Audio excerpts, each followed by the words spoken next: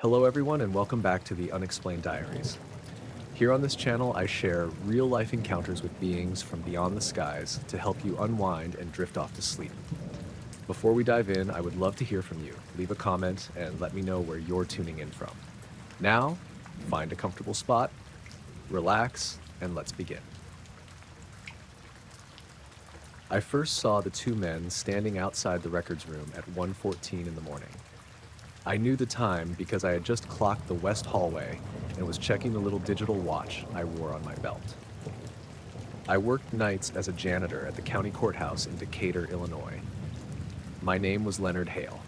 I was 56 then, divorced, and I had been doing overnight custodial work there for almost 8 years. The courthouse was an old building with additions stuck onto it over time. Parts of it still had marble floors and heavy wooden doors. Other parts looked like any office building from the 70s. At night, it felt much bigger than it did during business hours. Usually, there were 3 of us on the cleaning crew. That night, one guy had called in sick, and the other, Brenda Shaw, was working the first and second floors. I had the 3rd floor, basement, and the records wing. The building officially closed at 5, but judges, clerks, deputies, and attorneys sometimes stayed late. By midnight, though, it was normally empty, except for us and one security deputy at the front desk. The records room was on the 3rd floor at the end of a narrow hallway behind the civil clerk offices. You needed a key card to get through the outer door. I had access because I emptied trash and cleaned the hallway, but I wasn't supposed to enter the actual archive room unless someone from records had left it unlocked. That night, the hallway lights were dimmed to their overnight setting. I turned the corner with my cart and saw 2 men standing beside the records room door. Both wore black suits, not dark gray, black, white shirts, black ties, polished shoes. For a second, I thought there had been a hearing I didn't know about. Then I noticed neither man had a briefcase or coat. It had been sleeting outside since around 10. Anyone coming in would have been wet. These 2 looked perfectly dry. The older one was maybe 60 tall with silver hair cut very short. The younger one looked around 40, narrow face, dark hair, almost no expression. They were standing side by side facing the records door, not talking, not using phones, just waiting. I stopped my cart about 20 feet away. I said, "Building's closed." The older man turned. "Mr. Hale?" That stopped me. I hadn't introduced myself. My name was stitched onto my work shirt, but I was wearing a zip-up custodial jacket over it. I asked how he knew my name. He looked toward my belt. "Your identification." My employee badge was clipped there. That was possible. I walked closer. I asked if they were attorneys. The older man said no. He took out a leather credential case. It had a photograph, his name, and a seal I didn't recognize. The card said Office of Intergovernmental Records Review.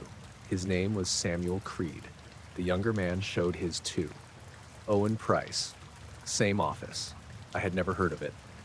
I asked what they were doing there at 1 in the morning. Creed said they had authorization to review archived materials connected to a federal matter.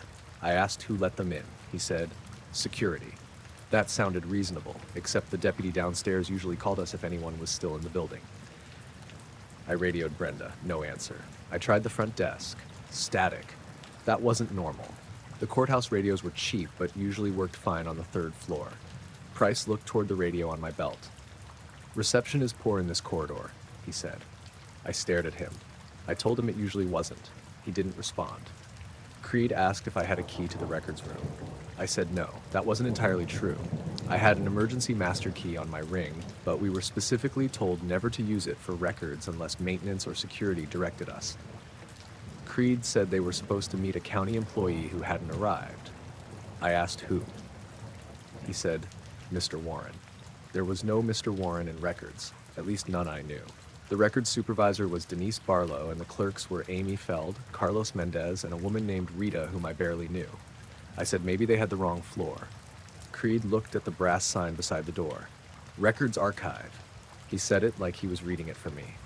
I told them I needed to check with security. Price said, "That won't be necessary." I laughed a little because of the way he said it. I told him it was necessary if 2 people were standing in a closed courthouse asking to get into county files. Creed remained calm. "Of course." He reached into his jacket and handed me a folded document. It looked official. county letterhead at the top. A typed authorization allowing after-hours access to archived files under supervision of a federal records liaison. There was a signature at the bottom that looked like Clerk of Court Marlene Avery's. I had seen her signature on supply approvals before. It looked right. The date was that day's date. I read it twice. Something still bothered me. The document listed a case reference, 87-1146C. I remembered the number because Creed asked me to repeat it. I told him I wasn't the person who could authorize access. He said they didn't need access to the entire room.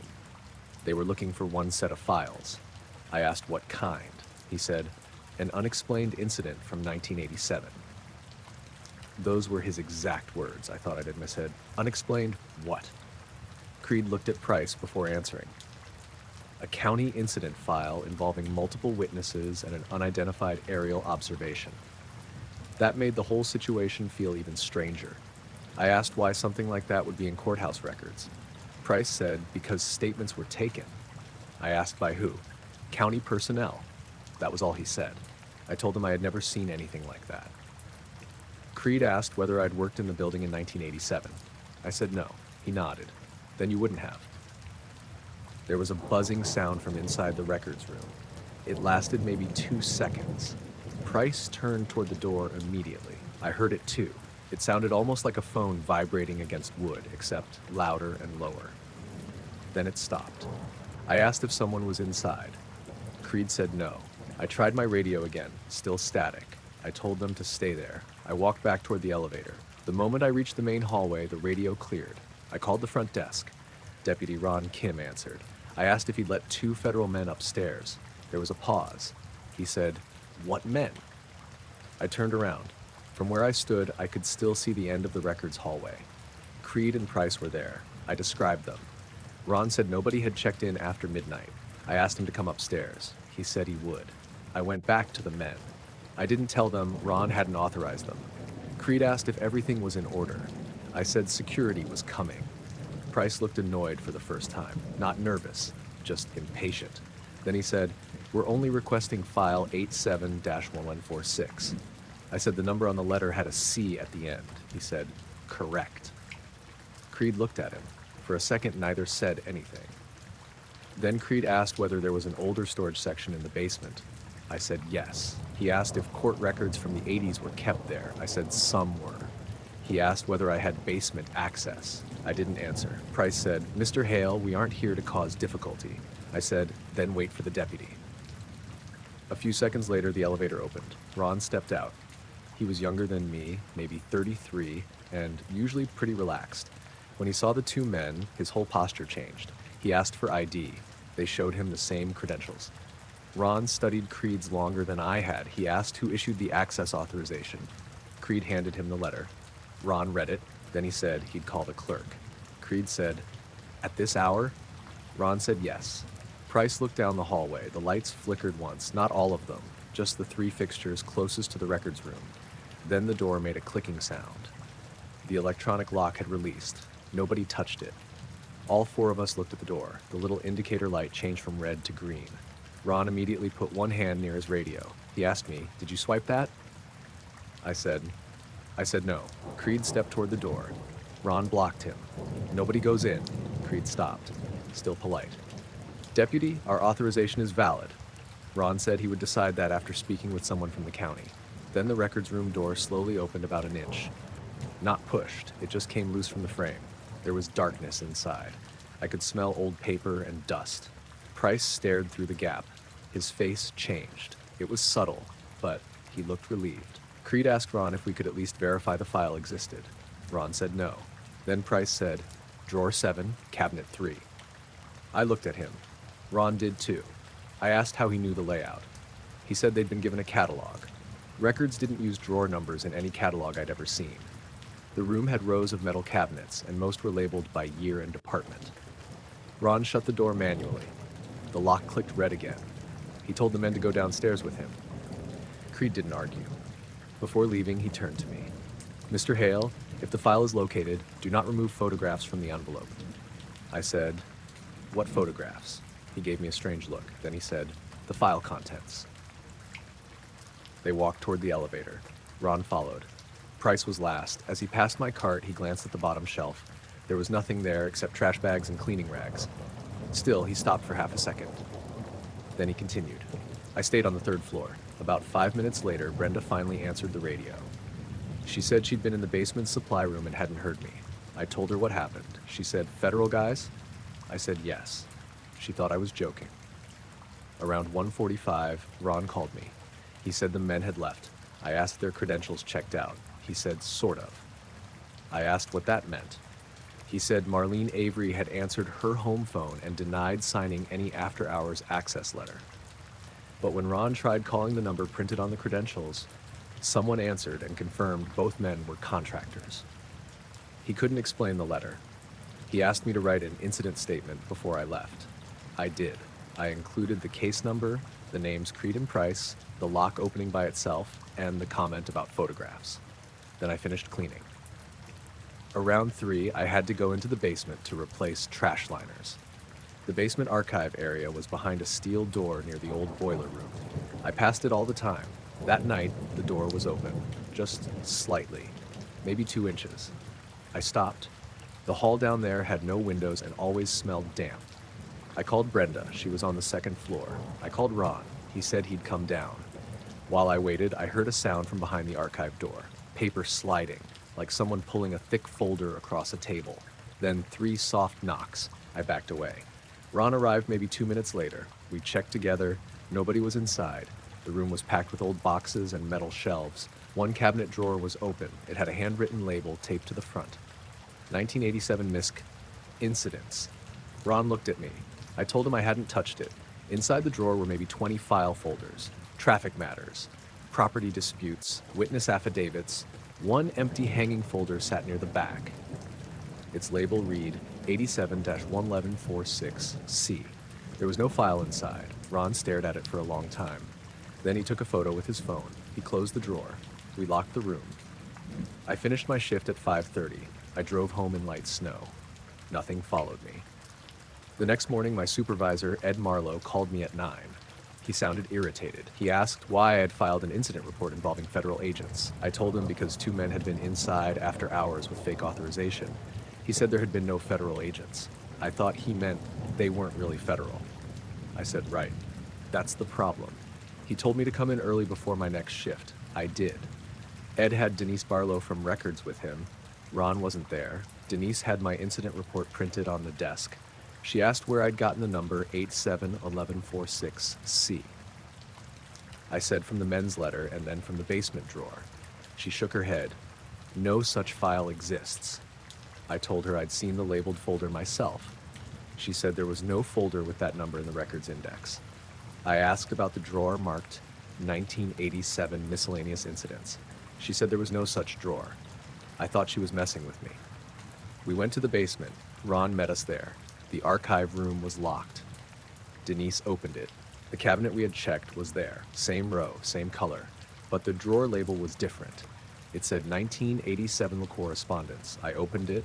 No hanging folder labeled 87-1146-C. I looked at Ron. He looked confused. I asked him to show Denise the photo he'd taken. He pulled out his phone. The photo was gone. He searched. Nothing. Denise crossed her arms. She said, "This is exactly why custodial staff aren't supposed to handle records." I got angry. I told her I hadn't handled anything. Ron backed me up. He said he'd seen the label too. Denise asked if either of us had been drinking. Ron walked out. I followed. Upstairs, Ed told me to forget about the whole thing unless county administration contacted me. I asked what happened to the after-hours letter. He said he hadn't seen one. Ron had turned it over to his lieutenant. I found Ron later near the front desk. He said the letter wasn't in the evidence envelope where he'd placed it. His lieutenant thought he had misplaced it. Ron didn't think he had. That evening, I arrived for work around 9. Everything was normal. Around 11, I passed the 3rd floor records room. The lock light was red. Door closed. No men. I kept going. At 12:40, the phone in the custodial closet rang. That phone almost never rang. I answered. A man said, "Mr. Hale?" I recognized Creed's voice. I asked how he got the number. He ignored that. He said, "Was the envelope already empty when you found it?" I said, "What envelope?" There was a pause. Then he said, "That's sufficient." I asked where he was. The line went dead. I called Ron. He checked the building. Nothing unusual. The next week, I noticed a black sedan parked across from the employee lot on 3 different nights. It was always there when I arrived, gone when I left. I couldn't tell if anyone was inside. Once I walked toward it with Ron. Before we got halfway across the lot, it pulled away. No plate light. We couldn't read the tag. After that, the car stopped showing up. Months passed. I kept working. The courthouse renovated the records wing the next year. Several basement cabinets were moved to an off-site warehouse. I never saw another reference to 871146C. C. Then, about 4 years later, I was emptying a file box from an old judge's chambers during another renovation. Inside was a thin manila envelope mixed with property tax paperwork. No case name, just the number. 871146C. I stood there staring at it. The envelope was empty, but on the front, under the case number, someone had typed one line: witness material, 3 photographs, do not duplicate. I put the envelope back in the box. I called Ed. He had retired by then. The new supervisor told me to give anything legal-looking to records. I carried the box downstairs myself. Denise Barlow was still working there. I showed her the envelope. She looked at the number. Then she looked at me. She didn't say it didn't exist this time. She took the envelope from my hand and put it face down on her desk. I asked where it had come from. She said, old files end up in the wrong places. I asked what happened in 1987. She said she didn't know. Then she told me my shift was over and I should go home. I did. The next night, the envelope was gone from her desk. I never saw it again. I saw the first light come down behind the wooded ridge just after 6 in the morning. My name was Aaron Dempsey. I was 44 at the time, and I lived outside Roanoke, Virginia, in a rented house off a 2-lane road that ran through low hills and scattered farms. I worked maintenance for a bottled water plant and usually left before sunrise. That morning was cold and clear. There had been frost overnight, and the grass along the road looked white in my headlights.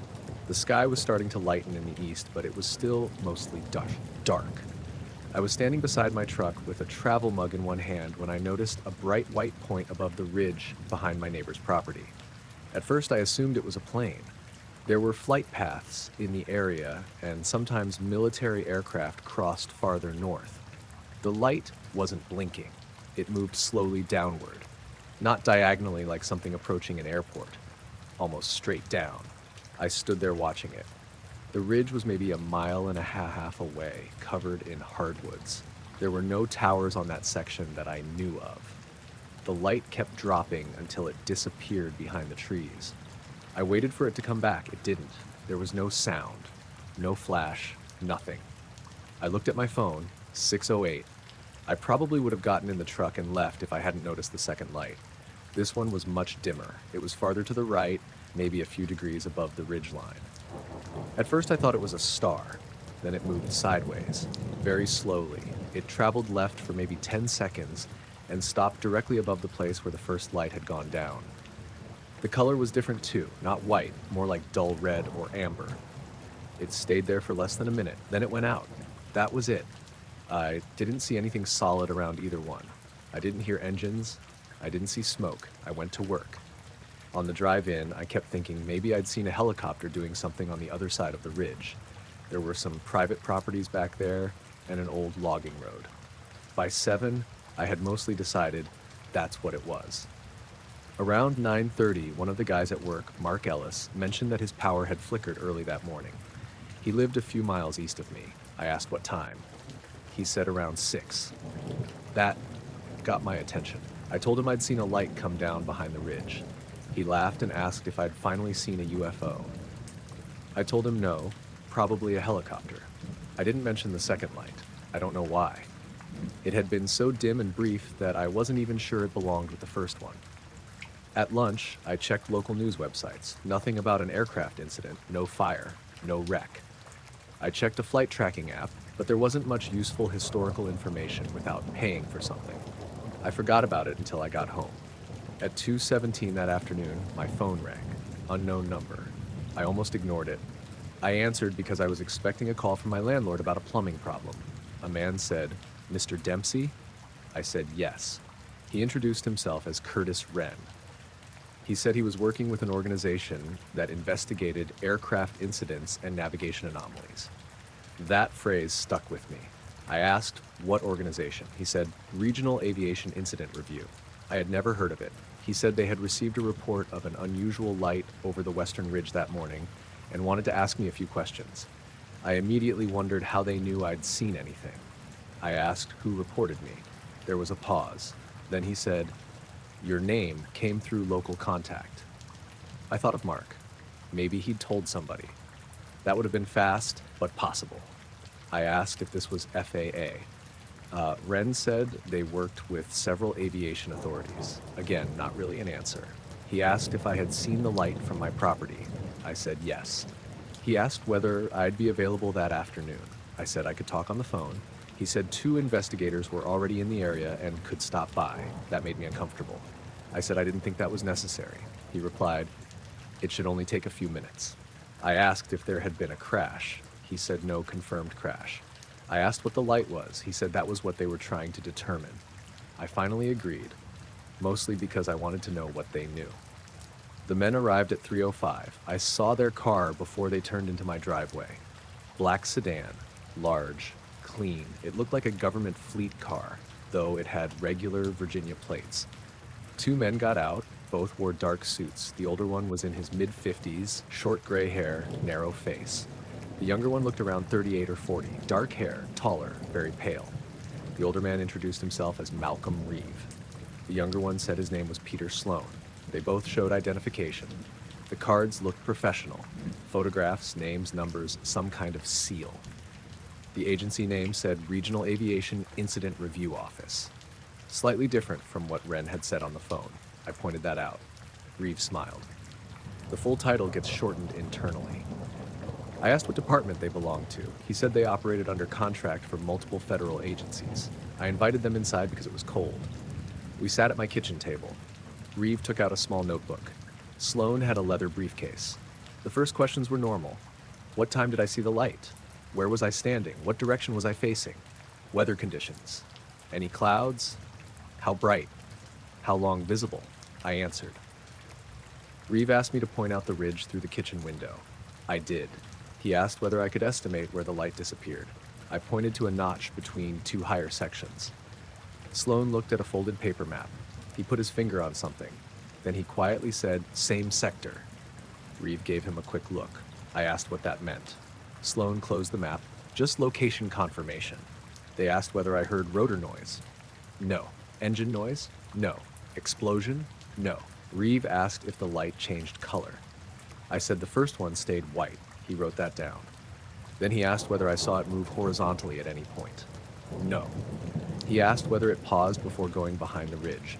I said maybe briefly, but I couldn't be sure. Sloan asked, did it illuminate the trees? I said no. He asked whether I'd seen a glow after it disappeared. I hadn't. They seemed disappointed by that. Then Reeve asked whether my house had experienced any electrical problems. I said not that I'd noticed. He asked if the clock on my stove had reset. I looked over. It hadn't. He asked about my vehicle. Did the radio work normally? Yes. Did the alarm go off? No. Did the headlights flicker? No. I asked why those things mattered. Reeve said electrical disturbances could accompany atmospheric conditions that were sometimes mistaken for aircraft activity. That sounded reasonable enough, but then Sloan asked if I'd heard any clicking. I said no. He looked at me for a second longer than normal. Reeve moved on. He asked who I'd told. I said one coworker. He asked for the coworker's name. I refused. He didn't push. About 20 minutes into the conversation, I started realizing these men knew details I hadn't given them. Reeve asked if I had been near the driver's side of my truck when the light appeared. I had, but I hadn't told him that. I had only said I was outside getting ready for work. I asked how he knew. He said, most people stand near the driver's side before leaving. That was possible. A few minutes later, Sloan asked whether I'd checked the time before or after the object cleared the tree line. I said, it didn't clear the tree line, it went behind it. He corrected himself. Right. Then he asked if I'd photographed anything. No. Video? No. Binoculars? No. Reeve asked whether anyone else was outside. I said, not that I saw. He asked if any dogs barked. I thought about it. My neighbor across the road had 2 hounds. I hadn't heard them. I said no. Sloan wrote something down. Then Reeve asked me to describe the shape. I said I couldn't. It was a light. Any darker area around it? I didn't see one. Any structure above or below? No. He asked how large. I said impossible to tell. The whole time, Sloan seemed less interested in my answers than in the room. He kept glancing at the windows and at my phone on the counter. At one point, the refrigerator compressor shut off. The kitchen suddenly got very quiet. Sloan looked toward the ceiling, then back at me. I asked if something was wrong. He said no. About 40 minutes in, I assumed we were nearly finished. Then Reeve closed his notebook. He said, "Let's discuss the second light." I didn't answer. At first, I thought he meant a second phase of the first one. I said, "What second light?" He looked at me. Sloan stopped moving entirely. Reeve said, "The dimmer one." I felt a cold pressure in my stomach. I had never reported it. I hadn't mentioned it to Mark. I hadn't put anything online. I hadn't told my girlfriend because she was out of town and I hadn't spoken to her yet. I said, "I didn't tell anybody about a second light." Neither man spoke. I repeated it. "How do you know about that?" Reeve opened the notebook again. He said, "There were other observers." I asked where. He said nearby. I asked if someone had been watching my house. He almost looked offended. "No." Then Sloan asked, "Was it red?" I said nothing. He asked again, "Red or amber?" I stared at him. Reeve said, "Mr. Dempsey, this is important." I asked why. He said because multiple lights could indicate separate aircraft. I said, "Then why did you wait 40 minutes to ask about it?" That was the first time either man seemed uncomfortable. Reeve adjusted his tie. Sloan looked at the briefcase. I said I wanted to know who had reported the second light. Reeve said he couldn't discuss other witnesses. I asked exactly where it was when they saw it. He didn't answer, so I gave them wrong information on purpose. I said, "The second light was green." Sloan immediately said, "No, it wasn't." The room went completely quiet. Reeve turned toward him slowly. Sloan's expression barely changed, but he knew he'd made a mistake. I said, "Okay, get out." Reeve raised one hand. "Mr. Dempsey." "No, you just told me what I saw before I told you." He said they had corroborating reports. I said then they didn't need me. I stood. Neither man moved at first. Then Reeve stood too. He stayed calm. "I'm sorry if our questioning seemed unusual." I said I wanted their supervisor's number. He gave me a business card. It had his name and an 800 number. I asked for Wren's number too. He said Wren worked through a separate intake office. I told them to leave. Sloan closed his briefcase. Before he did, I saw a photograph inside. Just for a second. It looked like a daylight picture of the ridge behind my house. There was a red circle drawn near the exact notch where the first light disappeared. I asked, "What's that?" Sloan shut the case. "Reference imagery." I said, "When was that taken?" He didn't answer. They walked to the front door. Reeve stopped before stepping outside. He turned back and asked one final question. "Did the second light appear before the first one reached the ridge?" I said no. His eyes stayed on mine. "You're certain?" I said it appeared afterward. That was true. He nodded.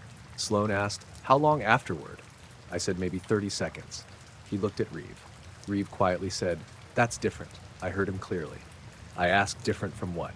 Neither replied. They left. I watched through the front window. They sat in the sedan for several minutes. Sloan was in the passenger seat with the briefcase open on his lap. Reeve appeared to be talking on a phone. Then they backed out and drove away. I called the number on Reeve's card. A woman answered and said, "Aviation review." I asked for Malcolm Reeve. She put me on hold. After maybe a minute, she returned and said there was no employee by that name. I asked about Peter Sloan. Same answer. I asked if I'd reached the Regional Aviation Incident Review Office. She said, "This line handles contracted aviation reporting." I asked what company. She hung up. I called the FAA regional office. I explained that 2 men claiming to investigate an aviation incident had visited me.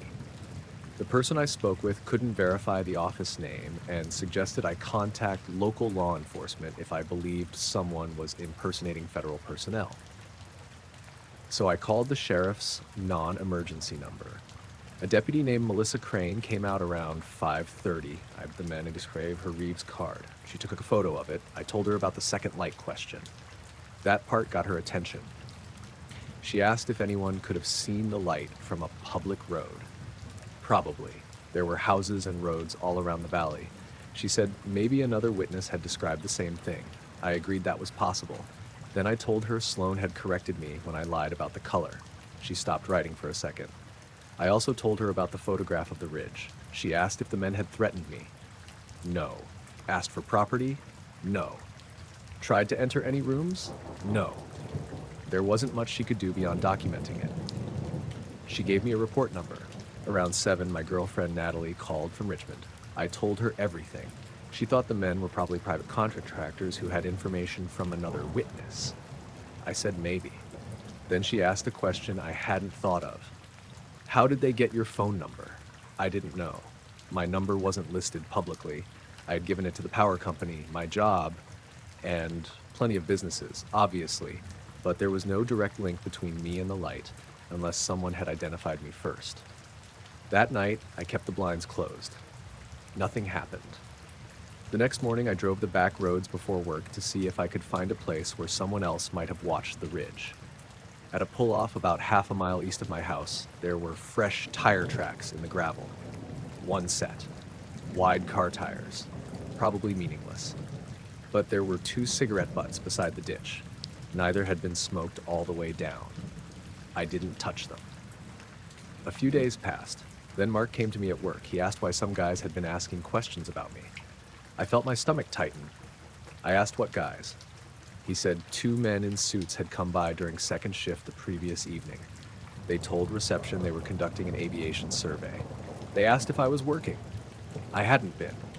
Then they asked Mark whether I'd mentioned seeing anything unusual that morning.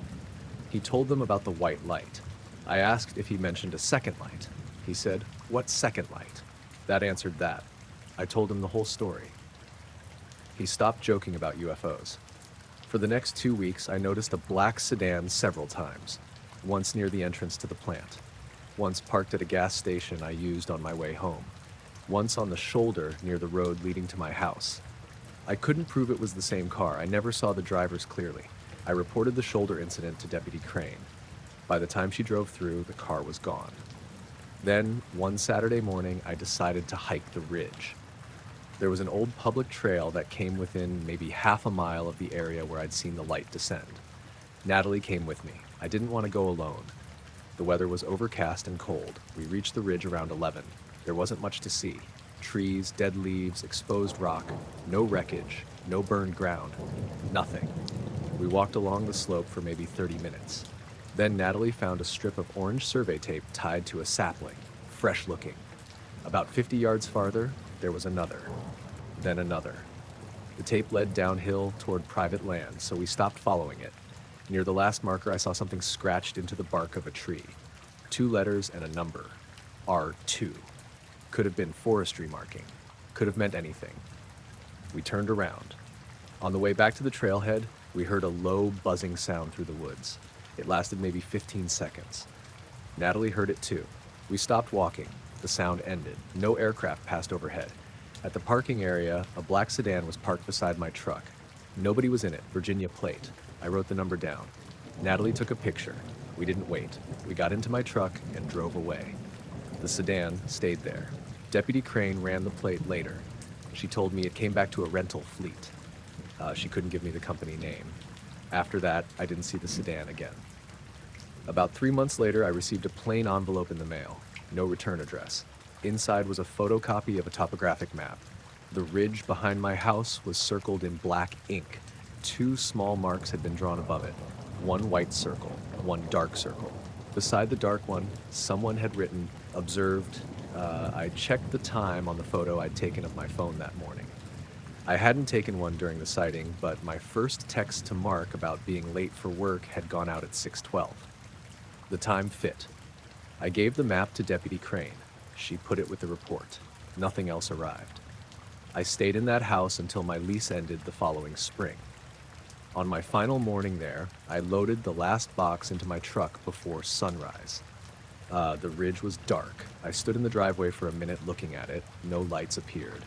I drove to my new place across town and handed the old keys back to the landlord that afternoon. And at I recorded the transmission at 1:26 in the morning because I thought somebody was messing around on a frequency that was usually dead. My name was Colin Mercer. I was 42 at the time, and I lived in a small house outside Spokane, Washington. I worked days repairing commercial refrigeration units, and radio was just something I did at night when I couldn't sleep. I wasn't a serious operator compared with some people I knew. I had an amateur license, a few decent receivers, a base antenna on a mast behind the garage, and an old laptop I used for logging. I liked listening more than transmitting. This happened in late January. There was snow on the ground, but the night itself was clear and very cold. The temperature had dropped close to 10 degrees, and the air was so still that I could hear freight trains miles away. My wife, Melissa, was visiting her mother in Boise that week, so I had the house to myself. I had been scanning between a few utility bands and some shortwave frequencies when I heard the first number. 4, male voice, very faint. Then static. I stopped scanning. A few seconds later, another number came through. 7, pause, 2. The signal was weak but steady enough that I could tell it wasn't normal interference. I started recording. The frequency wasn't one I remembered hearing much activity on. I wrote it in my notebook and adjusted the receiver. The voice continued. Numbers in groups, sometimes 3 digits, sometimes 2. No obvious pattern. 6, 1, 9. Static. 3, 8. Then a long pause. It didn't sound automated. The speaker seemed human. Male, probably middle-aged, speaking slowly and without much emotion. The strange part was another voice underneath it. At first I thought I was hearing 2 stations overlapping. That happened all the time when propagation conditions were odd. But the second voice was much fainter. So faint I could only make out pieces. It didn't read numbers. It sounded like somebody talking in the background, several feet from a microphone. I turned up the audio. The main voice continued. 5004. Behind it I heard something like, "Not yet."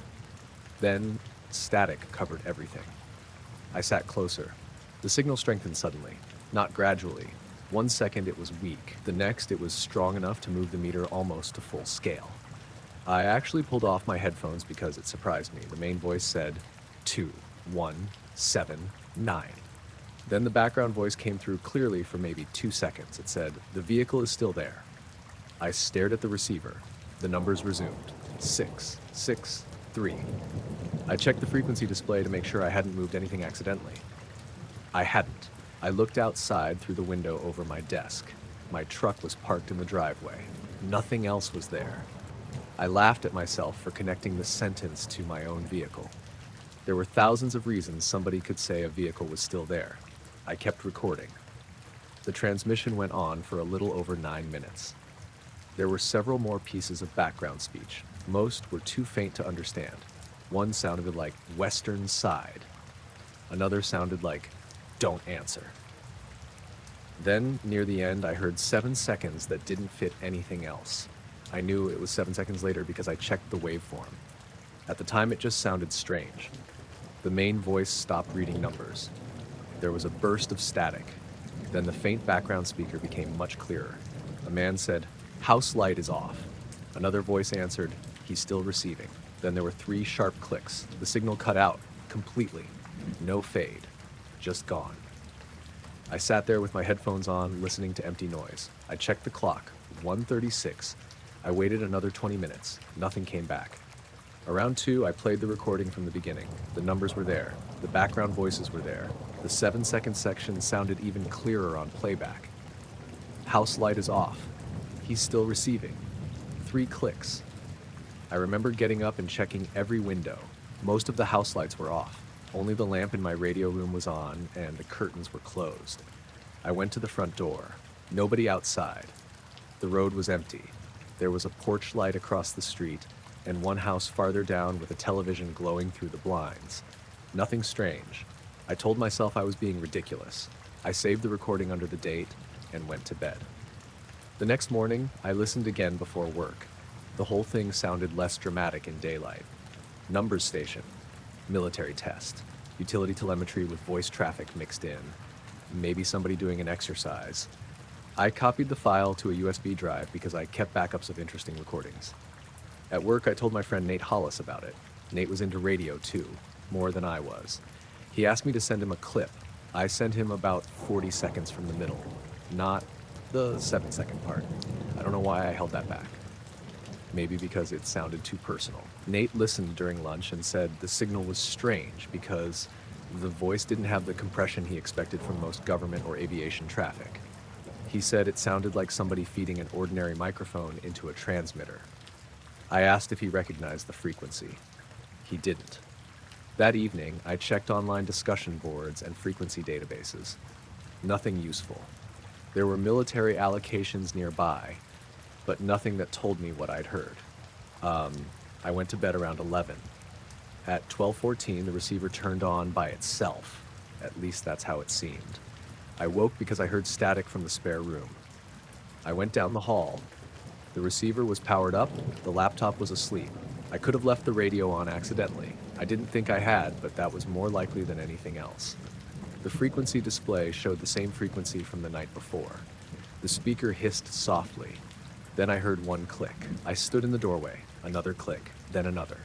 3 total. No voice. I turned the radio off at the wall switch. I unplugged the power supply too. I slept badly after that. The next day was normal. Nothing happened at work. No more transmissions. Then, 2 days after the original recording, someone knocked on my door at 4:20 in the afternoon. I had gotten home early because a customer canceled a service call.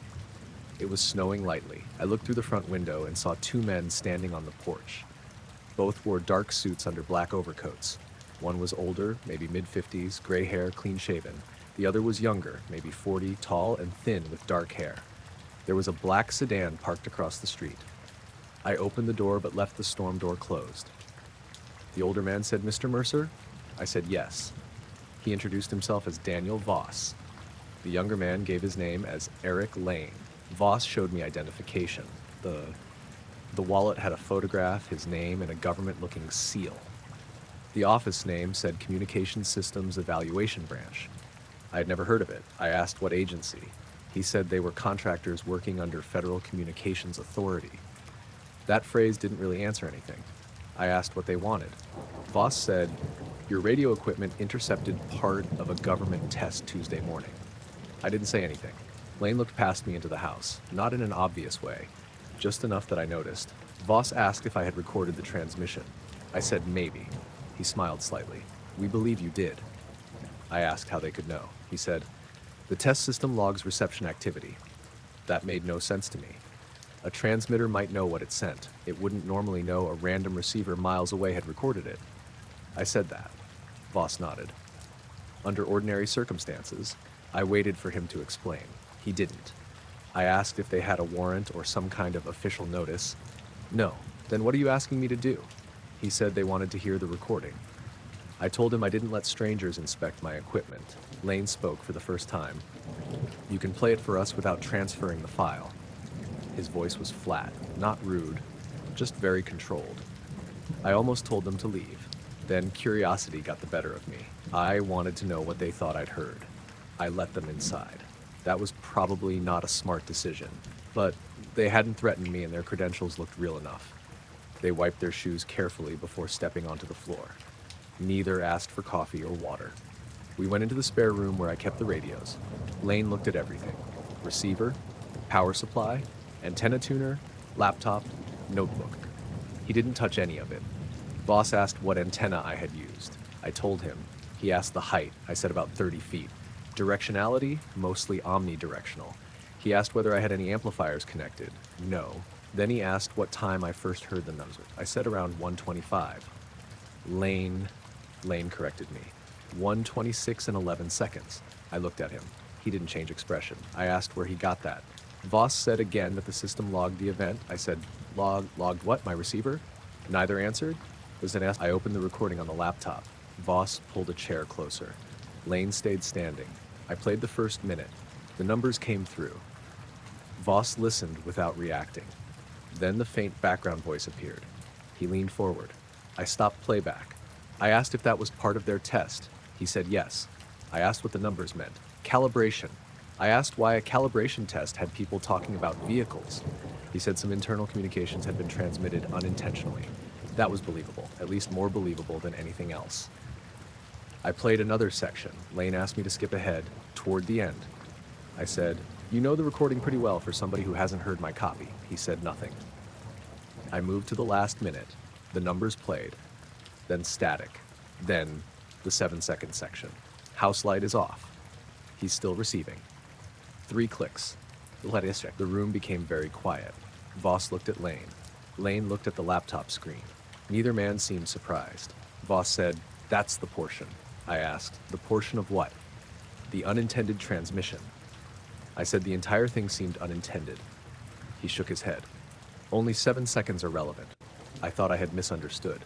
He asked me to erase those 7 seconds. Not the whole recording, just that part. I said, "You drove out here because you want 7 seconds deleted?" "Yes." "You don't care about the rest?" "No." I played the section again. Voss didn't stop me. House light is off. He's still receiving. 3 clicks. I said, "Who were they talking about?" Voss answered immediately, "Test personnel." I said, "Why would test personnel be receiving the transmission?" He paused. Then said, "Different system." I pointed toward the front of the house. "Was somebody outside my house?" "No." "Then what's house light is off?" Lane finally sat down because he looked at me directly. "Mr. Mercer, contextual overlap can make unrelated speech seem personally significant." That sounded rehearsed. I asked if they'd known my house lights were off that night. Voss said no. I asked how they got my name. He said my amateur radio license information was public. That was true. I asked how they knew I had recorded anything. Back to the system logs. I didn't believe that answer anymore. I told them I wasn't deleting it. Voss didn't get angry. He said, "You can retain every other second of the recording." I laughed because the request was so specific. "Why exactly 7? Because that's the only protected content." I asked protected under what law. He didn't answer. I said if it was classified or sensitive, they should have paperwork. Voss replied, "If it were classified, this conversation would be different." That was probably the most normal thing he said all afternoon. I asked what happened if I refused. "Nothing." I looked at him. "Nothing? You aren't required to comply." Lane added, "We are asking." That almost made me more uncomfortable. They hadn't come to seize anything. They weren't threatening me. They just wanted 7 seconds gone badly enough to send 2 men to my house. I asked if I could keep a written transcript of those 7 seconds. Voss shook his head. "No." "What about a description?" He hesitated. "You can describe the incident however you wish." "So only the audio matters?" "Yes." I asked why. No answer. I told them I wanted their supervisor's number. Voss handed me a card, Communication Systems Evaluation Branch, a Washington number. No address, no website. Then Lane asked whether I'd made copies. I said yes. That was the first time either man looked genuinely unhappy. Voss asked how many. I said 1. Location? I said not in the house. That was a lie. The USB drive was in a desk drawer 2 feet from him. He looked at me for several seconds. Then he nodded. "We'd ask that you alter the copy as well." I said no. Lane stood. He looked at the antenna cable running through the wall. Then he asked if I had heard anything else after the first transmission. I thought about the 3 clicks the following night. I hadn't planned to mention them. I said no. He watched me. Voss asked, "Nothing around 12:14? I felt my stomach tighten. I said, "How do you know what time I woke up?" He answered too quickly. "That was another test window." I hadn't told anyone I had heard anything at 12:14. Not Nate, not Melissa, nobody. I stood up. I told them the meeting was over. Voss stayed seated for a few seconds. Then he got up. He said, "Mr. Mercer, no one is monitoring your home." I hadn't accused them of monitoring it. I said, "I want you out." They left without arguing. I watched them walk to the black sedan. Before Voss got in, he looked up at the antenna mast behind my house. Lane stayed by the passenger door. He looked toward my upstairs windows. Then they drove away. I called the number on Voss's card. A recorded message answered. Communications review. No agency name. I pressed 0. The call disconnected. I searched the office name online. Nothing exact. There were federal communications offices with similar wording, but nothing called Communications Systems Evaluation Branch that I could find. I called Nate. I told him everything. He thought I was joking at first. Then I sent him the 7-second clip. He called back almost immediately. He said, "Why didn't you send me this before?" I explained. He listened again. Then he noticed something I hadn't. Just before the words "he's still receiving," there was another sound underneath the voices. A faint double tone. Nate said it sounded familiar. He couldn't place it. I copied the full recording to another drive. I put one copy in my truck toolbox. I kept the original on the computer. That night, nothing happened. The following night, around 1:30, my outside motion light came on. I checked the front window. No one was there. The road was empty. The light stayed on for about a minute, then went out. 10 seconds later, the receiver clicked. It was unplugged. I stood completely still. Another click came from the desk. Then another. I checked the receiver. No power. The sound came again. It wasn't from the radio. It was from the small external speaker beside it. The speaker cable wasn't connected. I picked it up. Nothing inside rattled. I put it back down. No more clicks. The next morning, I found tire tracks in the snow across the street. A car had parked there sometime during the night. The tracks ran along the curb for maybe 15 feet. No footprints. Could have been anybody. For the next week, I saw the same black sedan 3 times, once near my street, once outside a hardware store where I stopped after work, once parked across from Nate's apartment. That last one made me call him. He went to the window. By the time he looked, the car was pulling away. I called the sheriff's office. A deputy came out. I showed him Voss's business card and explained the visit. He asked if the men threatened me. No. Took anything? No. Damaged anything? No. He said he'd document it. He advised me not to let unknown people into the house again. I agreed. About 2 weeks later, Nate called me late in the evening. He had been working with the audio. He said he'd isolated the double tone just before the 7-second section. I asked what it was. He said he didn't know. Then he said something else. There was a very faint voice underneath the 3 clicks at the end. He had boosted it. I asked what it said. He played the clip over the phone. I could barely hear it. A man's voice said, "Copy confirmed." We listened several times. That was what it sounded like. The next morning, the USB drive in my truck was gone. The toolbox was locked. No damage. Nothing else missing. The original file on my computer remained. The copy I'd sent Nate remained too. I called him immediately. He still had it. I asked him to back it up somewhere separate. He did. A month passed. No suited men. No black sedan. No more strange transmissions. Then I received an envelope with no return address. Inside was Voss's business card. I still had the original card in my desk. This was a second one. Same name, same number. On the back, someone had written, 7 seconds only. I gave it to the deputy who had taken my earlier report. He bagged it and added it to the file. Nothing came of that. I kept the recording for another year. Eventually, the whole event became something I mostly thought about when I used the radio room late at night. I still listened. I never heard the number sequence again. Then one evening, Nate came over with an external drive. He said he'd been cleaning old files and found the copy I'd sent him. We compared it to mine. Everything matched until the final minute. His file still contained the 7-second section. Mine didn't.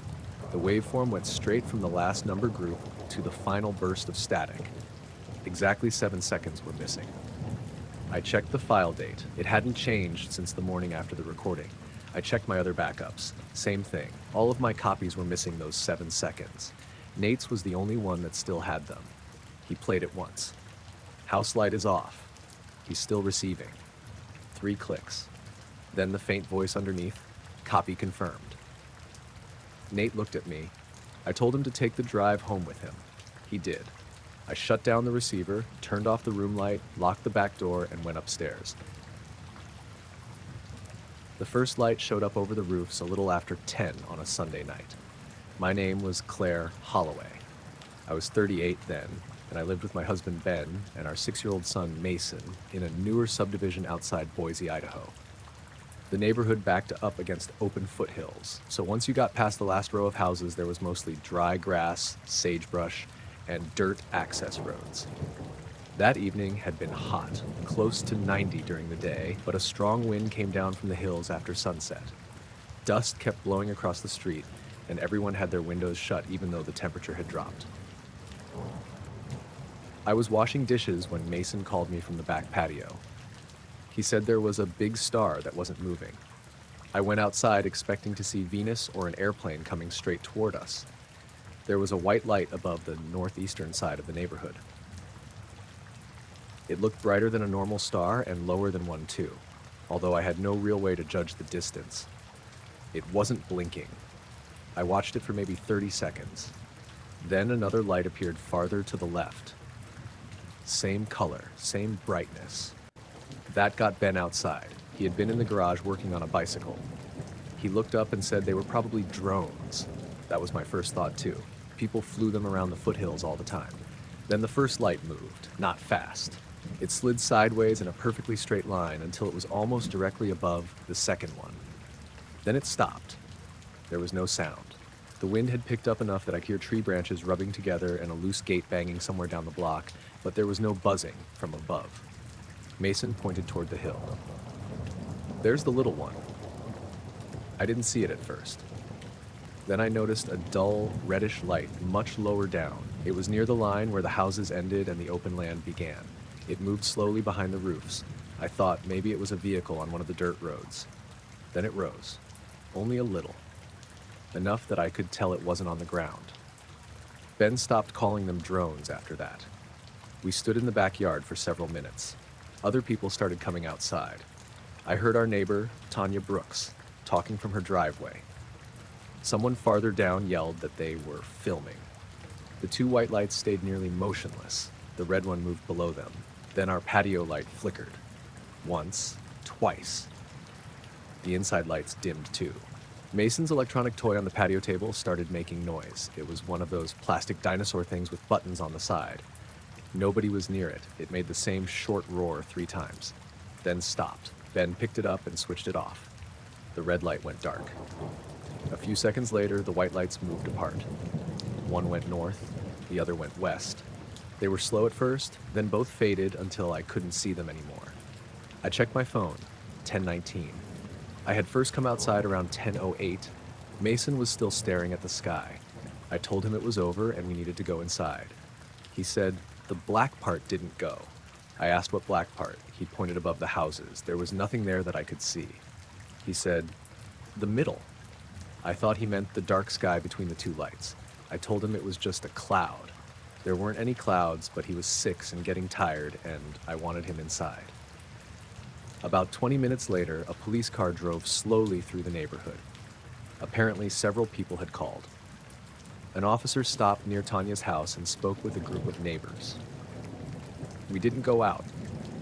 Ben looked through some local social media posts. There were already blurry videos of the lights. Most showed almost nothing. 3 bright dots at best. One person said they had seen 4. Another said a helicopter had been circling the area. We had heard no helicopter. Mason went to bed around 11. At 2:30, he came into our room. He said something was humming outside his window. Ben got up and checked. Nothing. No lights, no cars. The neighborhood was quiet. Mason slept in our bed for the rest of the night. The next morning, he started drawing before breakfast. That wasn't unusual by itself. He liked drawing. What was unusual was that he kept drawing the same thing. A long, flat shape. Not exactly a circle, more like an oval squeezed down in the middle. He drew 2 white circles on top and 1 dark circle underneath. Then he drew 3 short lines hanging below it. He made one, then another, then another. By the time I got him dressed for school, there were 9 sheets of paper on the kitchen table. Every one had the same basic shape. I asked what it was. He said, the thing from last night. I told him all I saw were lights. He said the lights were on it. I asked what color the shape had been. Gray. I asked how he saw gray against a dark sky. He shrugged. He said it was not as dark as everything else. That was about as much as I could get from him. I didn't mention the drawings to anyone, not even Tanya. I showed Ben after Mason left for school. Ben looked at them and said Mason had probably turned the lights into a spaceship because that's what kids did. I agreed. Mostly. There was one part I didn't like. In every drawing, the 3 short lines underneath were in slightly different positions. I asked Mason about that later. He said they were walking. I didn't ask more. 2 days passed. On Wednesday morning, I saw a black sedan parked near the mailboxes at the entrance to the subdivision. 2 men were standing beside it talking to an older couple from the corner house. Both men wore dark suits. It was already warm outside and the suits looked out of place. I assumed they were insurance investigators or maybe people from the utility company. When I came back from dropping Mason at school, they were farther down the street speaking with Tanya. I pulled into my garage and watched from inside for a minute. They went house to house, not every house, only certain ones. Around 11, they came to ours. I almost didn't answer. The older man knocked twice. I looked through the peephole. He was probably in his late 50s, with short gray hair and a square face. The younger one stood behind him. He was tall, thin, maybe 40, with dark hair and very pale skin. I opened the door but kept the storm door locked. The older man smiled. "Mrs. Holloway?" I said yes. He introduced himself as Garrett Sloan. The younger man was Miles Vay. Sloan held up an identification wallet against the glass. There was a photo, some kind of seal, and the words Regional Flight Safety Review. I had never heard of that. I asked if they were FAA. Sloan said they were contractors working with multiple agencies. He told me they were following up on reports of unusual lights Sunday night. That seemed possible. I asked if the lights had been aircraft. He said they hadn't reached a conclusion. Then he asked where I had been standing when I saw them. I pointed toward the back of the house. He asked how many lights. I said 3, 2 white and 1 red. He asked whether the red one appeared before or after the white lights moved together. That was more specific than I expected. I told him after. Vay was writing in a small notebook. Sloan asked if there had been electrical problems. I mentioned the flickering lights. He asked about appliances turning on. I said no. Then I remembered Mason's dinosaur toy. I told him a toy made noise by itself. Vay looked up. "What kind of toy?" I said, "A plastic dinosaur." He asked whether it used batteries. Yes. Was the child holding it? No. Was the child outside? I said yes. Sloan asked Mason's age. I told him 6. Vay said, "Did he sleep normally afterward?" That question bothered me. I asked why they wanted to know about my son's sleep. Sloan said they were collecting reports of noise and vibration that might have disturbed residents. I said Mason woke during the night because he thought he heard humming. Vay wrote something down. Then he asked, "Did he draw anything unusual the next morning?" I didn't answer. I honestly thought for a second that maybe Ben had talked to someone. I said, "What?" Vay repeated the question. "Did your son make drawings related to what he saw?" I felt a tightening in my chest. I said, "Who told you that?" Sloan looked at Vay. Vay closed his notebook slightly. "No one." I said, "Then why did you ask?" Sloan answered this time. "Children sometimes communicate observations through drawings." That sounded reasonable if you didn't think about it too much. I asked how many other children they'd asked. Neither man answered. I said I hadn't told police anything about Mason. Sloan said they weren't working from police statements alone. I asked what that meant. He smiled faintly. Multiple sources. Then Vay said, "Did he draw the same form more than once?" I stared at him. I hadn't even admitted drawings existed. I said, "You need to leave." Sloan stayed calm. "We aren't asking to take anything." That made it worse. I said, "I didn't say you were." He nodded slowly. "Of course." Vay looked past me into the house. The kitchen table wasn't visible from the front door. The drawings were in a drawer by then anyway. He asked, "Was there a dark feature below the main shape?" I felt my face go cold. I said nothing. He continued. 1 or 3. Sloan said his name sharply. "Mr. Vay." That was the first time either man sounded irritated. Vay stopped. I asked again how they knew. Sloan said they had received descriptions from other witnesses. I asked if another child drew the same thing. He said he couldn't discuss other witnesses. I told them to get off my property. Sloan nodded. He reached into his coat and handed me a business card through the gap when I unlocked the storm door just enough to take it. His name. Regional Flight Safety Review.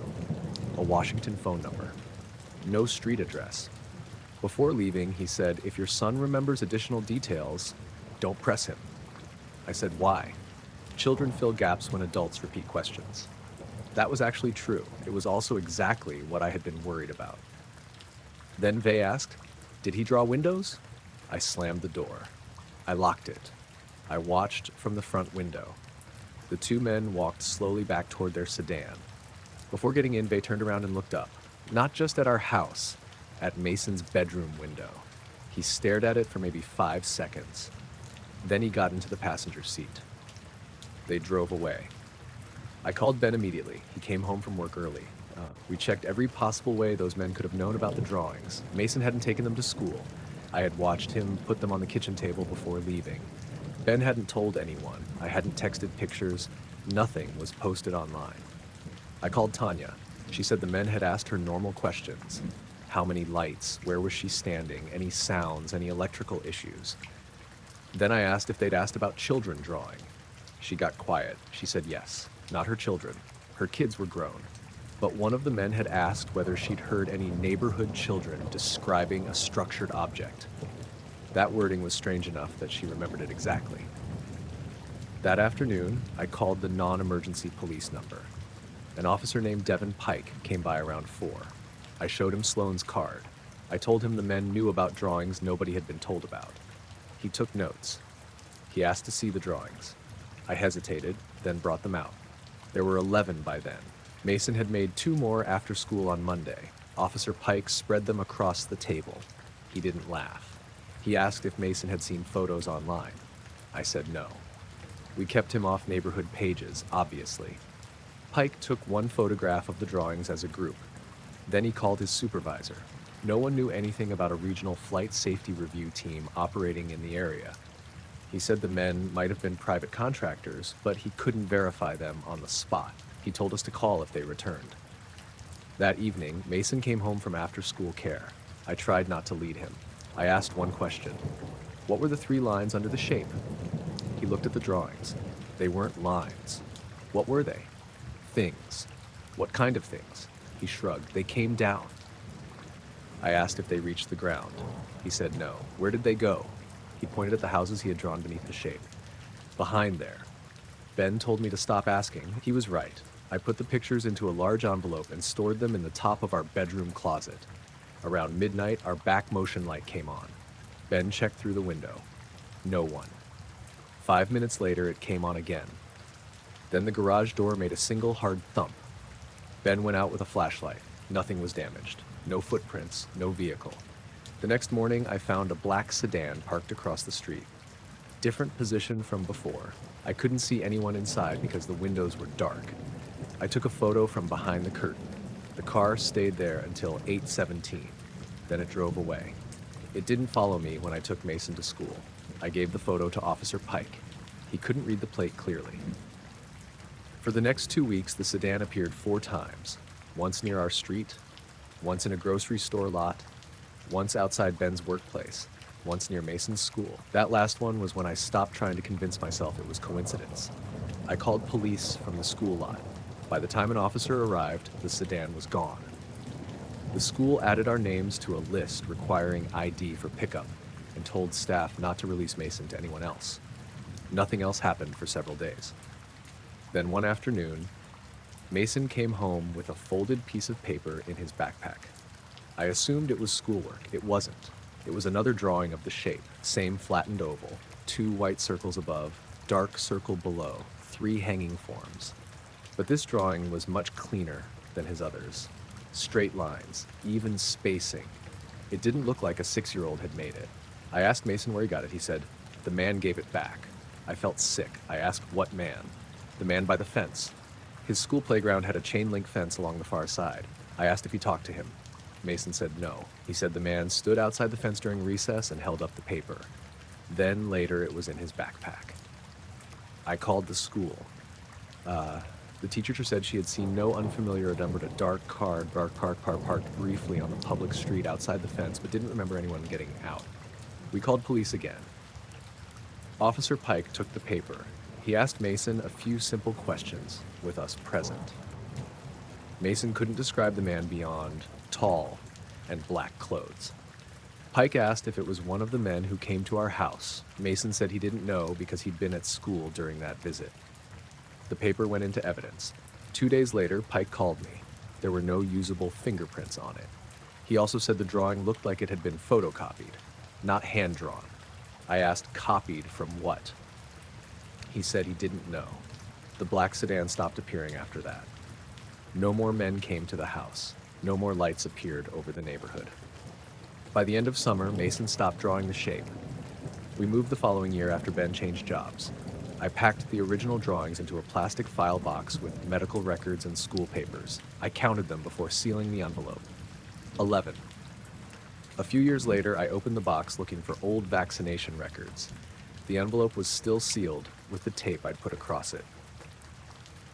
I cut it open. There were 12 drawings inside.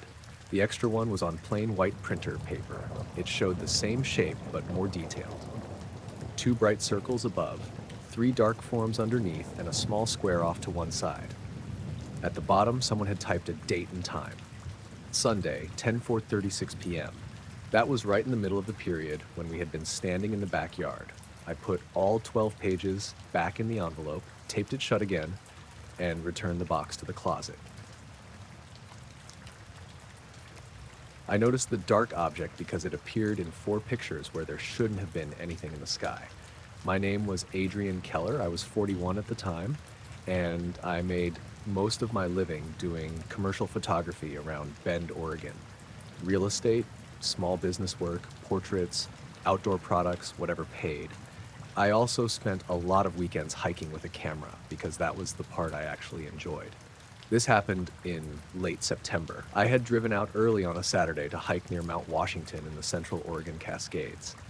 The forecast called for clear weather in the morning and clouds later, so I was on the trail before sunrise. It was cold enough that I could see my breath in shaded areas. The ground was dry and there was very little wind. I carried 1 camera body, 2 lenses, a tripod, water, and the usual hiking stuff. Nothing unusual happened for the first few hours. Around 10:30, I reached a rocky area with a wide view toward the west. I stopped there for maybe 20 minutes and took photographs. Mountains, trees, clouds starting to build over the higher ridges. I also took a series looking south because the light was good on a section of broken volcanic rock.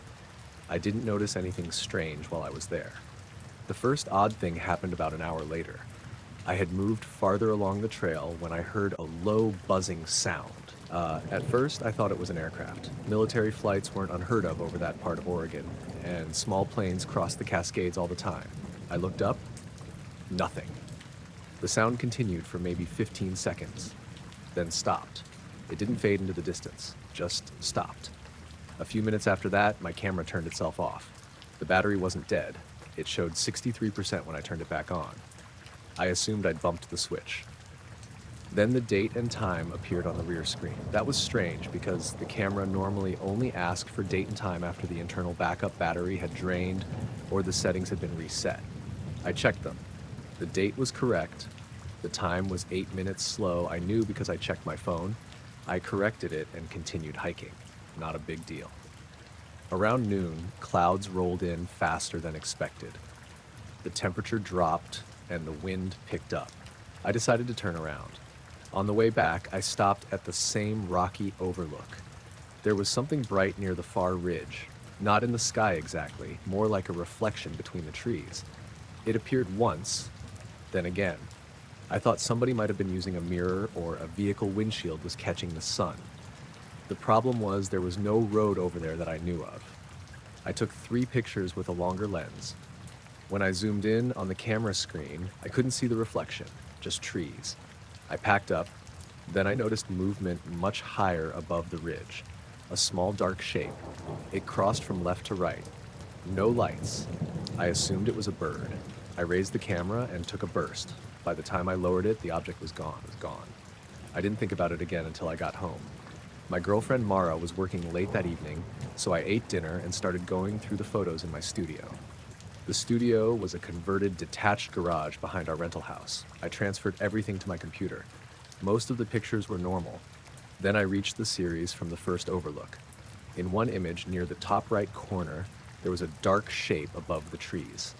I zoomed in. It looked oval, not a clean disc, more like a dark flattened object seen at an angle.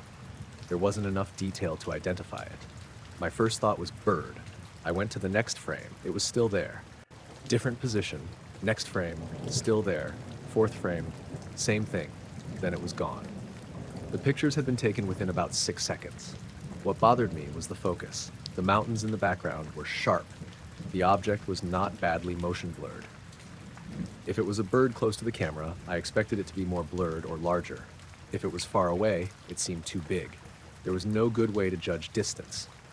I checked the pictures from later when I had consciously photographed the small dark shape. Those showed nothing useful. Maybe a tiny black spot in one frame. Could have been sensor dust. I went back to the first four. Then I noticed something else. In the third image, there was a small bright point below the dark object. It looked like sunlight reflecting off something. In the fourth image, the bright point was gone. I checked the raw files, same thing. It wasn't editing software. I printed contact sheets. I also exported full resolution copies. Mara came home around 10. I showed her. She said bird immediately. I told her that was probably right. She asked why I was still looking at it. I said because it appeared to be behind a thin cloud layer in one image. She leaned closer. There was a patch of light cloud crossing the mountains. The object looked darker, but slightly softened where the cloud passed in front of it. That suggested it was farther away than I originally thought. Mara said maybe helicopter. There was no rotor shape, no tail, but the resolution wasn't good enough for me to say what it wasn't. I left it alone. The next morning, I checked the metadata. The first image with the object had been taken at 10:38:16. The last was 10:38:22. That was based on the camera clock before I had reset it later. I knew the clock had been 8 minutes slow by noon. I couldn't remember whether it had been wrong all morning or whether something happened between the overlook and the point where the camera reset. That became important later. I posted one cropped image in a private photography group. Not a paranormal group, just photographers. I asked if anyone thought it looked like a bird, bug, or sensor issue. Most people said bird. One guy said it looked like a distant helicopter. Another thought it might be a weird lens reflection. I didn't mention where the hike had been. I removed the post later that afternoon because the discussion wasn't going anywhere. Monday morning, I went to work. Nothing strange happened. Tuesday, I noticed a black sedan parked across from my studio. It was on the street near a row of mailboxes. Large, dark windows, Oregon plates. I assumed it belonged to someone visiting a neighbor. It was gone by lunch. Wednesday afternoon, it was back. Same place. This time there were two men inside. I only noticed because I stepped outside to bring in a delivery. The passenger looked toward me. I went back inside. An hour later, the sedan was gone. Thursday at 3:20, there was a knock on the studio door. I opened it. The same two men were standing outside. At least I assumed they were the men from the car. Both wore dark suits. The older one was maybe mid-50s, gray hair, clean-shaven. The younger one looked around 40, thin, dark hair, very pale. The older man introduced himself as Raymond Cross. The younger one was Ellis Vane. Cross showed me identification. There was a photo, name, a seal, and the words Federal Airspace Compliance Contractor. I had never heard of anything called that. I asked if they were FAA. Cross said they were contracted to investigate unauthorized aircraft activity over restricted areas. I said I didn't photograph any restricted area. He smiled. We're not suggesting you did anything wrong. Then he asked whether I'd been hiking in the Cascades Saturday. That immediately bothered me. I hadn't publicly said where I had been. The private photography post didn't include location data, and I'd stripped metadata from the uploaded crop. I asked how they knew. Cross said several outdoor photographers had been identified in the area. That seemed possible. There were trail permits and parking records in some places, though not where I'd been. He asked if we could speak inside. I said we could talk at the door.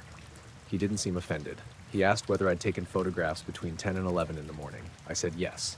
Facing west? Some. Did you capture any aircraft? I said maybe. He asked what I meant when there was a dark object in several images. Vane finally spoke. How many? I said 4. He looked at Cross. Cross nodded once.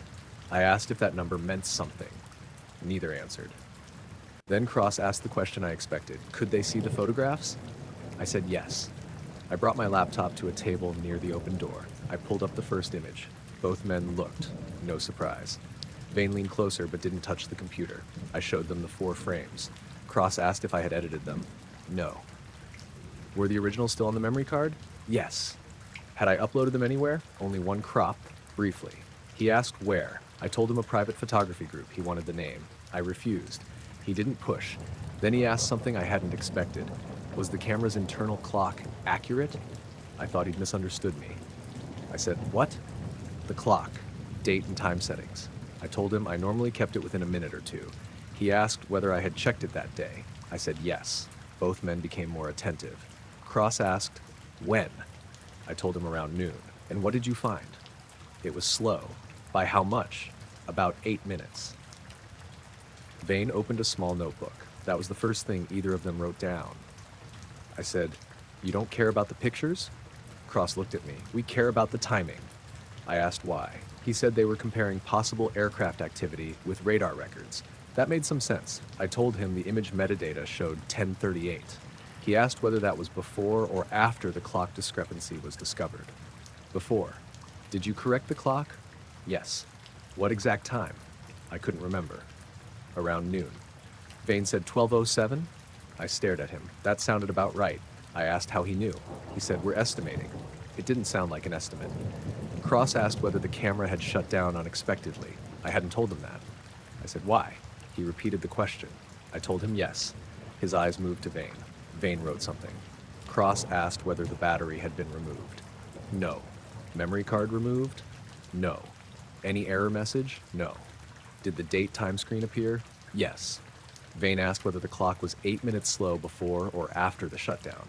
I said I didn't know. He looked disappointed. I asked again what this had to do with unauthorized aircraft. Cross said timing discrepancies could create false correlations with radar data.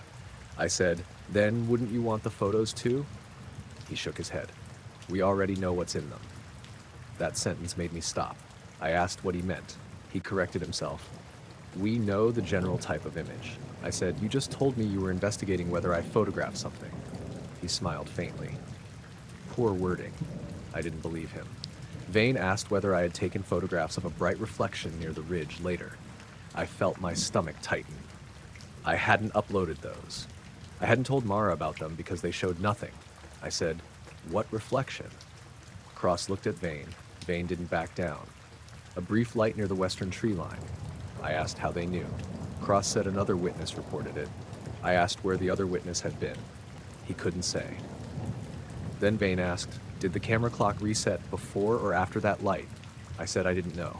He asked if I could check the file times. We did. The 3 pictures I had taken of the reflection were time-stamped 11:57. The shutdown happened sometime afterward. Vane asked if the clock on my phone could establish the real time. I hadn't taken any phone photos, no calls, no messages, nothing useful. Then Cross asked whether I wore a watch. I said no. He asked if my vehicle clock was accurate. I laughed. I wasn't in my vehicle. I know. That came out too quickly. I said, how do you know? He paused, then said he assumed I'd been on foot because I was hiking. I told them I wanted a straight answer. Who exactly were they? Who sent them? Why did they know about photos I hadn't shared? Cross stayed calm. He showed his identification again. I asked if I could photograph it. He closed the wallet. No reproduction of credentials. I asked for a business card. He handed me one. It said Federal Aviation Field Review. That was not the same name as the identification. I pointed that out. He said one was the contracting program, the other was the field office. I asked for a supervisor. He gave me a Washington phone number. Vane asked if he could see the memory card. I said no. He surprised me by saying, that's fine. They truly didn't seem interested in taking the images. Cross asked if I had retained the camera's original clock setting anywhere. I told him no. Then he asked whether the clock had ever lost exactly 8 minutes before. No. Since? No. He asked if I had checked it. I said every day since Saturday. It was staying accurate. That seemed to matter to them more than anything else. Vane asked, when you corrected the time, did you move it forward 8 minutes or reset it from another clock? I said I matched it to my phone. He wrote that down. I finally asked, what happened at 10:46? They both looked at me. I explained. If the camera said 10:38 but was 8 minutes slow, then the real time might have been 10:46. Cross didn't answer. Vane looked at the floor. I said, something happened at 10:46, didn't it? Cross closed his notebook. We're finished. I hadn't seen him write anything in it. He thanked me. Before leaving, Vane looked at the 4 images again. He pointed at the second one. That one was 7 seconds earlier. I said, earlier than what? He seemed to realize he'd said too much. Cross opened the door. Vane followed him outside. I walked after them. The black sedan was parked on the street. Before they got in, I asked again what the object was. Cross said, "We haven't identified it." I asked why their first concern was my camera clock. He looked at me for a moment. Then he said, "Because the position isn't the problem." They drove away. I stood in the driveway trying to understand what that meant. I called the number on Cross's business card. A woman answered with Federal Aviation Review. I asked for Raymond Cross. She put me on hold. Then another woman came on and said there was no employee or contractor by that name. I asked about Ellis Vane. Same answer. I called the FAA regional office the next morning. The person I eventually reached had never heard of either organization name. He said private contractors sometimes used project-specific titles, but he couldn't verify the men.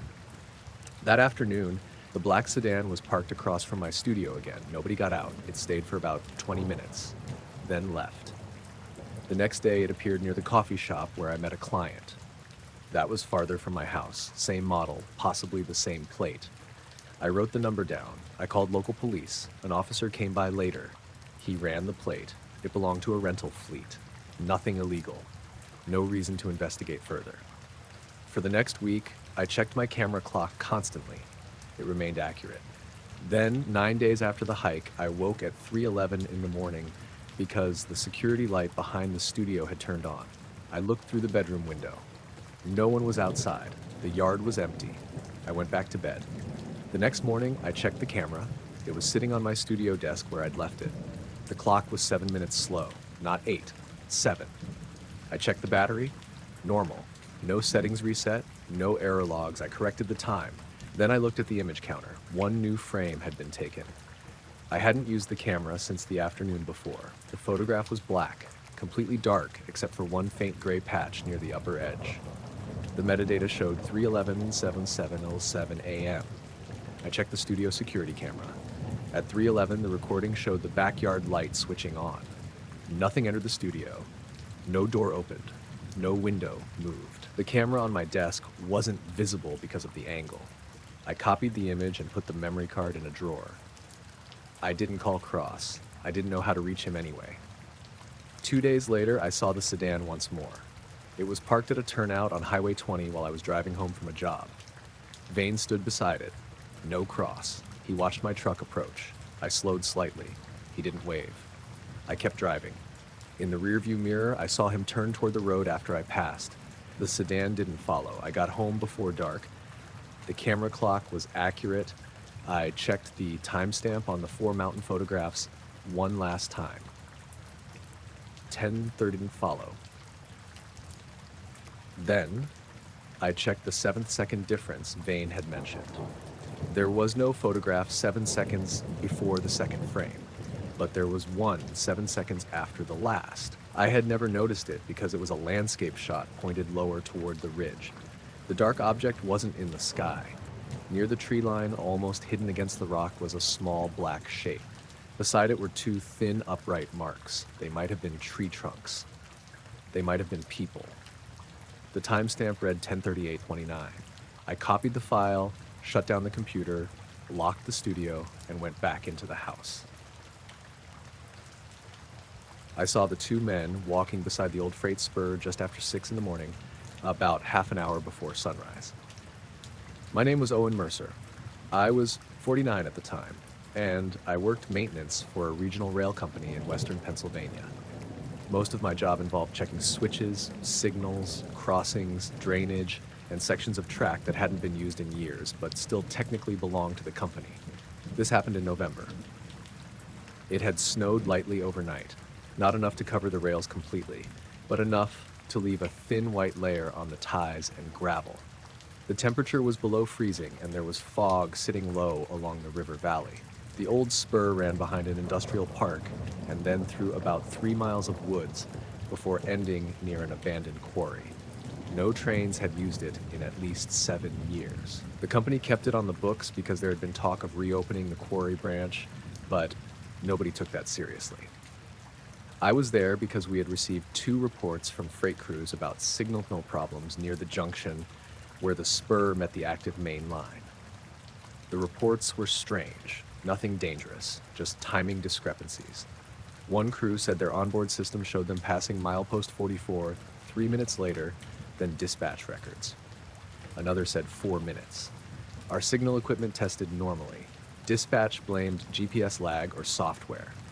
My supervisor wanted me to walk the junction and check for anything obvious. I parked my truck near a locked maintenance gate around 5:40.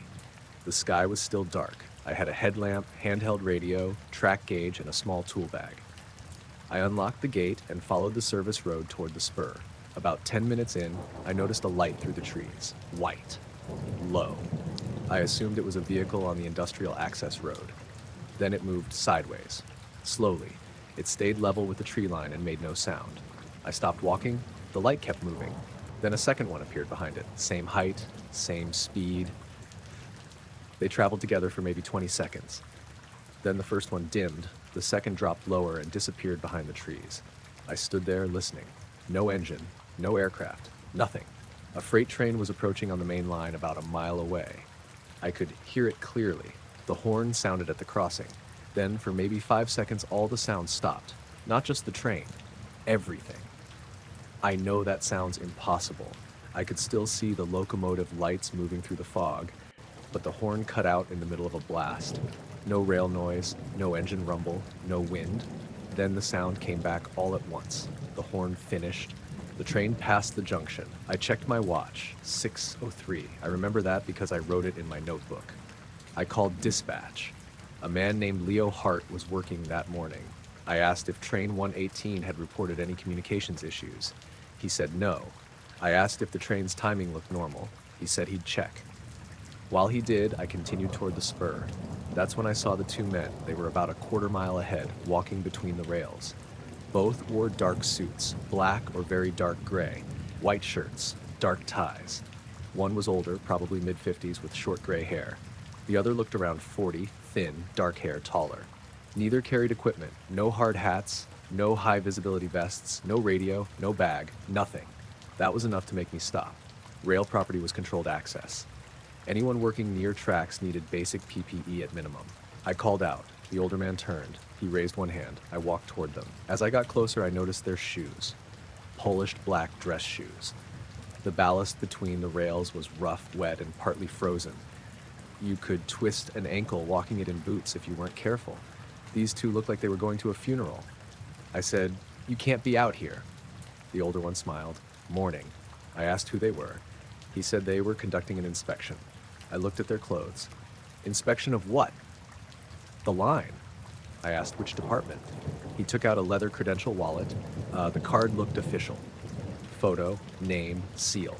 His name was Richard Vane. The office was listed as Federal Transportation Infrastructure Review. I had never heard of it. The younger man showed one too. Samuel Klein.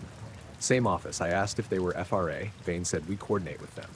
That wasn't the same thing. I asked who authorized access. He said our regional office. I told him I hadn't been notified. He said that happens. I asked where their vehicle was. Vane pointed generally toward the far end of the spur. There was no road that way except an old quarry track that had been blocked for years. I asked how they'd gotten in. Klein said through the south access. There was no south access. Not anymore. A bridge over the creek had been removed 5 years earlier. I said that. Klein looked at Vane. Vane said, then we may be using outdated site information. That sounded possible, but it didn't explain how they were physically standing there. I asked what exactly they were inspecting. Vane said timing irregularities. That got my attention. I hadn't mentioned the train reports. I said, what kind? Operational timing. I asked who had told them. He said the information had been forwarded from the rail company. I called dispatch on my radio. Static. I tried again. Nothing. Klein looked at the radio. Reception is inconsistent here. I said, not usually. He didn't answer. Vane asked whether I had observed train 118 pass. I said yes. He asked what time. I checked my notebook, 6:03. Klein said, 6:07. I looked at him. No, 6:03. He nodded. According to your watch, I asked what that meant. Vane stepped in. Different systems sometimes disagree. I said, by 4 minutes? He smiled slightly. Sometimes. That made me think of the crew reports. I asked if they were investigating the missing minutes. Vane didn't answer directly. He asked whether I had noticed anything unusual before the train passed. I said no. I didn't want to mention the lights yet. Klein watched me closely. Nothing in the woods? No. Any lights? That stopped me. I said, "What lights?" Vane looked at him. Klein said, "Maintenance vehicles, flashing beacons, anything like that." I told him no. That was mostly a lie. The two men exchanged a quick look. Vane asked if I could show them the signal bungalow near the junction. I said not without authorization I could verify. He said they didn't need to enter. They only wanted to confirm its location. I pointed back toward the main line. He already seemed to know where it was. Then Leo finally came over my radio. His voice broke through the static. "Owen, you still out there?" I stepped away from the men. I said yes. He told me Train 118's onboard log showed the locomotive passing the junction at 6:07. Dispatch had it at 6:03. I looked at Klein. He was staring at me. I asked Leo if he had anyone from a federal transportation office working the spur. He said no. I gave him the agency name. He said he'd check. Vane said quietly, "That won't be necessary." I turned toward him. I asked why. He smiled. "Because we're already here." I told both men to stay where they were. Klein looked down the track. He seemed irritated, not nervous. I moved farther away and asked Leo to contact my supervisor. While I was talking, there was a clicking sound from the rails. 3 sharp taps, metal on metal. I looked down. Nothing. Then, 3 more. Klein looked toward the trees. Vane checked his watch. I asked if they heard it. Neither answered. Then a faint white light appeared through the fog beyond them. Farther down the spur, low over the track. Klein turned toward it immediately. Vane did too. That reaction told me more than anything else. They had been waiting for it. The light stayed still for maybe 5 seconds, then disappeared. Klein said, "We need to go." I said, "You're not going anywhere until I verify who you are." Vane looked at me. "We're not being detained." He was right. I wasn't law enforcement. I could order them off company property, but I couldn't physically stop them. I said they needed to leave the way they came. Vane nodded. "Of course." Then he asked me the strangest question of the whole morning. "Do trains ever seem to lose a few minutes while passing this section?" I stared at him. I said, "You already know they do." He gave a small shrug. "We know what's reported." I asked what caused it. He said, "That's what we're looking into." I said, "With no equipment?" Klein looked down at his polished shoes. For the first time, he almost smiled. Vane said, "Not every inspection requires instruments." I asked if they'd seen the lights. Neither answered. I asked again. Klein said, "You said you didn't." I said, "I asked if you did." Vane stepped between us slightly. "Mr. Mercer, you should continue your inspection." I hadn't told them my last name. My employee badge was under my coat. I said, "How do you know my name?" He pointed to my radio. There was no name on it. I started feeling genuinely uneasy. I called Leo again. No response. The radio had gone dead. Not static. Dead. The display was still on, but no sound came through. Klein walked toward the side of the track. I told him to stop. He ignored me. He stepped over the rail and went down the embankment toward the trees. Vane remained where he was. I asked where his partner was going. To check the access road. I said there was no access road there. He looked toward the trees. Then he'll find that out. A minute passed. Klein didn't come back. I couldn't hear him moving through the brush. The snow was thin, but enough to show footprints. I looked down the slope. His tracks went about 20 feet, then stopped. Not faded, stopped. The ground beyond was untouched. I walked closer. Vane said I wouldn't. I turned around. "Where did he go?" He said nothing. I looked again. There was no place to hide. Just bare trees, wet leaves, and a shallow drainage ditch.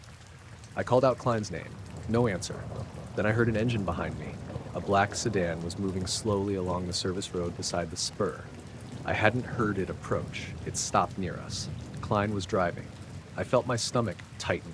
There was no way he had gotten from the embankment to that road without crossing open ground in front of me. I said, "How the hell did he get over there?" Vane didn't answer. He walked toward the car. I followed. The sedan was a large black Ford, older model, very clean, no company markings. Klein rolled down the window. I looked at his shoes, still polished, no mud, no snow, nothing. I asked him how he reached the car. He said, "Path." I told him there was no path. He looked past me. Then I must be mistaken. I asked for the plate number. The rear plate had a government-style format I didn't recognize. I wrote it in my notebook. Klein watched me. Vane opened the passenger door. Before getting in, he said, You may want to compare your watch with dispatch again. I asked why. He said, you're 4 minutes behind. I checked. My watch said 6:29. I called Leo on my cell phone. He answered. I asked the time.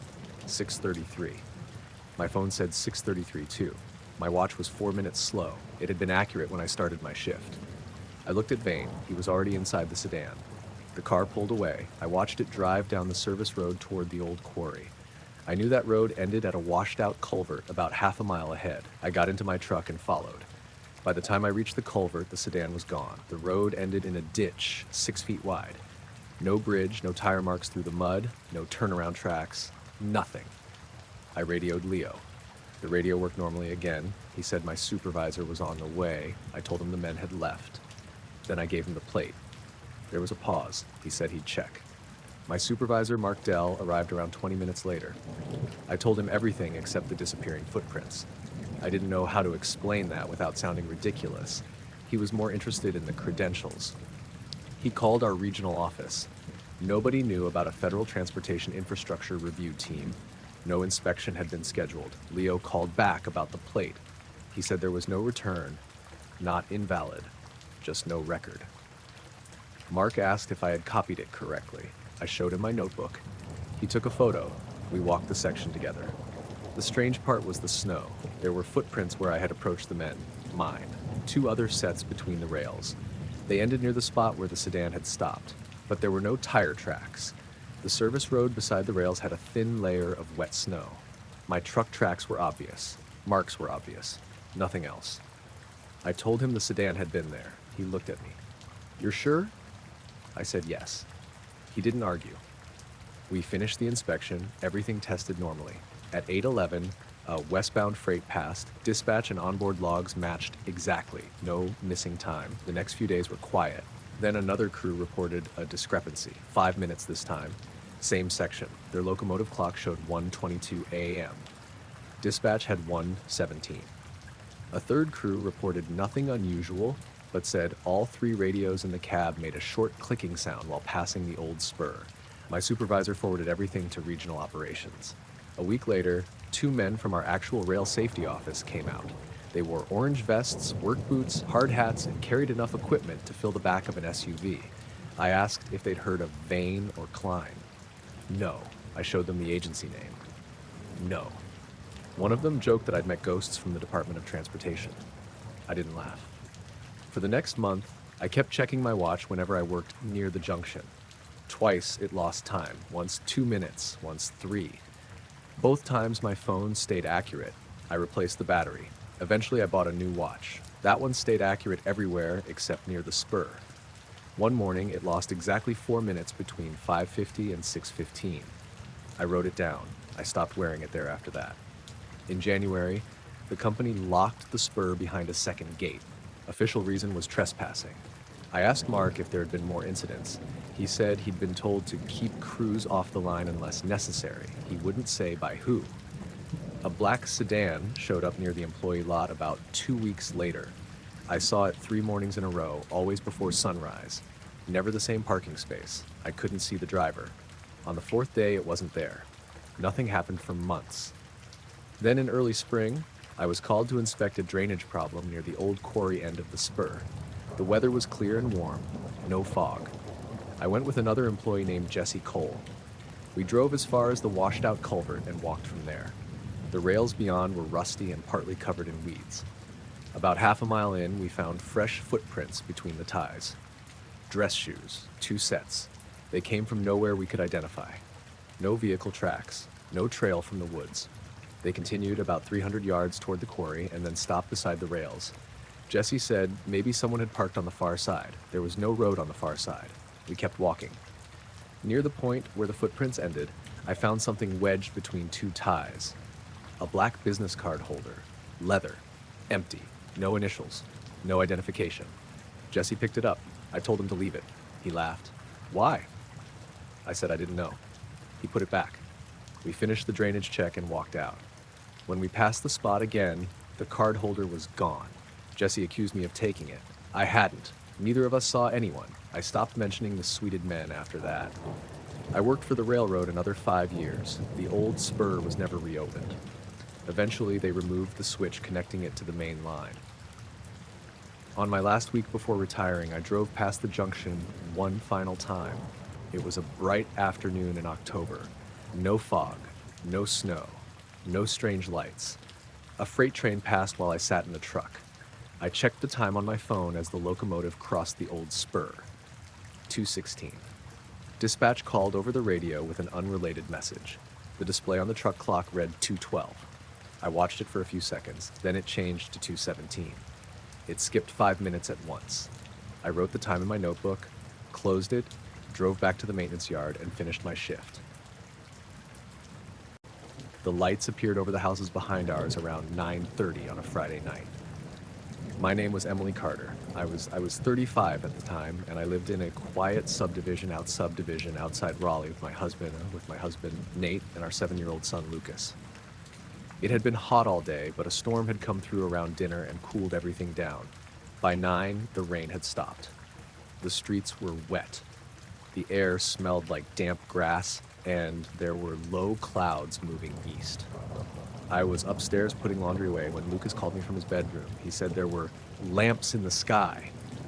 I thought he meant lightning. When I looked out his window, I saw 3 white lights above the tree line beyond the houses on the next street. They were spaced apart in a straight line, not perfectly straight, but close. At first I assumed they were aircraft. We were close enough to Raleigh-Durham that seeing planes was normal. The problem was that they weren't moving. I stood there with Lucas beside me for maybe 2 minutes. All 3 stayed in the same place. No blinking, no red or green lights, no engine sound that I could hear. Nate was downstairs watching television, so I called him up. He took one look and said helicopters. I asked why we couldn't hear them. He opened the window. Outside, people were already talking. A dog was barking across the street. Someone farther down had come out onto their driveway. We could hear a car passing on the main road, water dripping from gutters, and a generator running somewhere nearby. No helicopter sound. The center light dimmed, not off, just lower, like a bulb losing power. Then it brightened again. The light on the left moved upward, very slowly. It went maybe the width of my thumb at arm's length and stopped. The other 2 didn't move. Nate said, "That's a drone." I asked what kind of drone stayed that high and made no sound. He didn't answer. Then Lucas said, "There's another one." He pointed lower. There was a faint orange light closer to the trees. I almost missed it. It moved sideways behind a rooftop and came out on the other side. Then it stopped directly below the center white light. That was when the power in our house flickered. Once. The bedroom lamp went dark and came back. The digital clock reset. From downstairs, the television made a loud pop through the speakers. Nate went to check it. I stayed with Lucas. The orange light disappeared. The 3 white ones were still there. A few seconds later, I heard what sounded like 3 knocks on the outside wall. Not loud, just 3 dull taps. Lucas heard them too. He looked at me. "Was that Dad?" I said no. The knocks came again. Same wall. His room was on the 2nd floor. There was no tree branch touching the house. I closed the window. That made me feel ridiculous almost immediately, like somehow closing glass would matter. Then all 3 lights began moving. They went to the right together, slowly, same spacing. They passed behind the top of a pine tree from our angle. When they came out the other side, there were only 2. The 3rd one never reappeared. The remaining pair continued for another few seconds and faded into the low cloud. No sudden burst. No dramatic movement. They just got dimmer until I couldn't see them. I checked the time. 9:41. The whole thing had lasted maybe 10 minutes. Nate came back upstairs and said the television was fine. I told him about the knocking. He went outside with a flashlight. Several neighbors were standing in the street. Our next-door neighbor, Angela Ruiz, had seen the lights too, so had the couple across from us. Someone said police had been called. Nate walked around the side of the house. No marks. No loose siding. Nothing. A patrol car came through around 10. The officer spoke to a few people, but didn't knock on every door. I didn't go out because Lucas had gotten upset. He wasn't crying. He just became very quiet. He kept asking where the 3rd light had gone. I told him probably into the clouds. He said no, the low one. I asked what he meant. He said the orange light hadn't gone out. He said it came down behind the houses. I hadn't seen that. I told him maybe he had watched it longer than I did. He said it went behind Mr. Brenner's trees. The Brenners lived 2 streets over. There was nothing I could do with that information, so I got him ready for bed. He slept in our room that night. Around midnight, I woke because he was sitting up. I asked what was wrong. He said he heard buzzing. I listened. The house was quiet.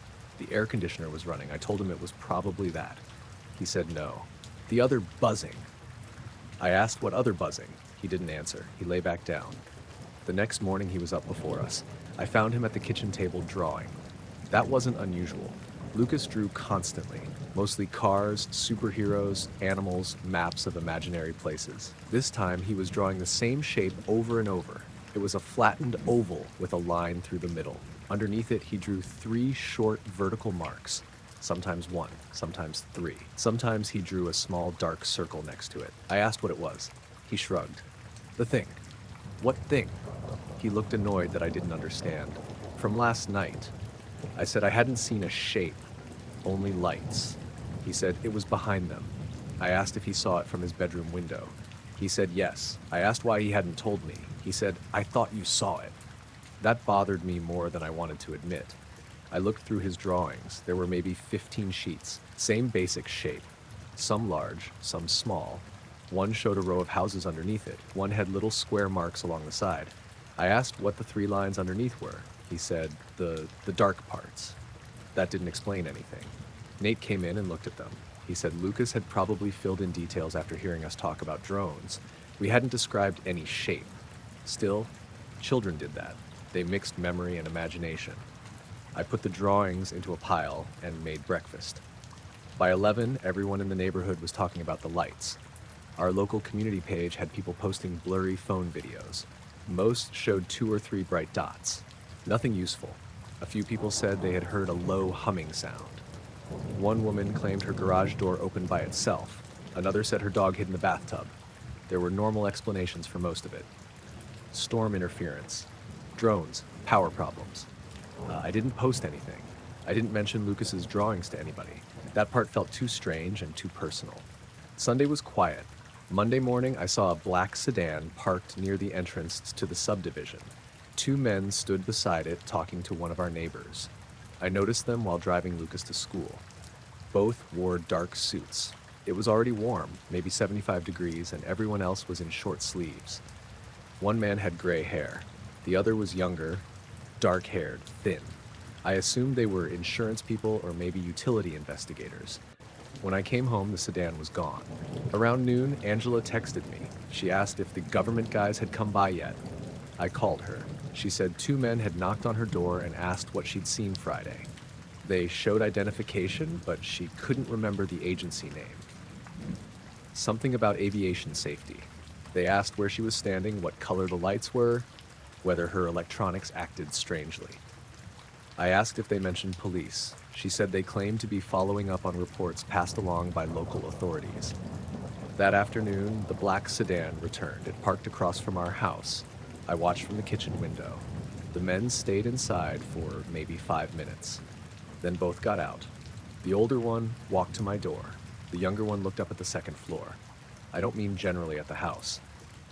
He looked directly at Lucas's bedroom window. I opened the door before they knocked. The older man smiled. Mrs. Carter? I said yes. He introduced himself as Gregory Vale. The younger man was Daniel Ross. Vale showed me identification. It had his photograph, name, a silver seal, and the words Regional Aviation Safe Safety Assessment. I had never heard of it. I asked if they were FAA. Vale said they worked under contract with several federal and state agencies. I asked what they wanted. We're speaking with residents regarding Friday evening's aerial reports. His tone was normal, professional. I left them on the porch. Vale didn't seem bothered. He asked what time I first noticed the lights. I said around 9:30. How many? 3 white and 1 orange. He asked if the orange one appeared before or after the others became stationary. I had to think about that. After. He nodded. Ross watched me without writing anything. Vale asked whether I'd heard aircraft noise. No. Any buzzing? I said maybe, but I wasn't sure. That was partly because I didn't want to mention what Lucas had said. Any electrical issues? I told him the power flickered. Television problems? briefly. Phone interference? No. Then he asked whether anyone else had been home. I said my husband and son. He asked their ages. I told him Nate was 38. I didn't give Lucas's age. Ross said, "Your son is 7?" I looked at him. I asked how he knew that. He said, "Public records." I said, "Why are you looking up my kid?" Vale stepped in. "We identify household witnesses when possible." That answer didn't make me feel better. I told them Lucas was in school and they weren't speaking to him. Vale said they had no intention of interviewing a child without a parent. Then Ross asked, "Did he draw anything unusual afterward?" For a second, I honestly thought I'd misheard him. I said, "What?" He repeated it. "Did your son make any drawings after the observation?" I stared at him. Vale looked toward Ross. It was the first sign of tension between them. I asked why they would ask that. Ross said, "Children sometimes record visual details differently from adults." I said, "Who told you he drew something?" Neither answered. I felt my face getting hot. I said again, "Who told you?" Vale kept his voice calm. "No one told us anything specific." "You asked if he drew something?" "It's a standard question." I said I didn't believe him. Ross looked up at the bedroom window again. Then he asked, "Was it an oval shape?" My stomach dropped. I stepped back and started closing the door. Vale raised one hand. "Mrs. Carter, please." I said, "You need to leave." He said, "We aren't asking to take anything." I stopped. That was another thing I hadn't mentioned. I hadn't said there were drawings to take. Vale seemed to realize it too. He changed direction. "If any written or visual record exists, we would only ask to see it." I said no. Ross asked, "Did he draw 3 marks underneath?" I slammed the door. I locked it. My hands were shaking. The men stayed on the porch. They didn't knock. I watched through the peephole. Vale said something quietly to Ross. Ross looked irritated. Then they walked back to the sedan. Before getting in, Ross turned and looked at Lucas's window one more time. They drove away. I called Nate. He thought I was exaggerating until I repeated exactly what they had asked.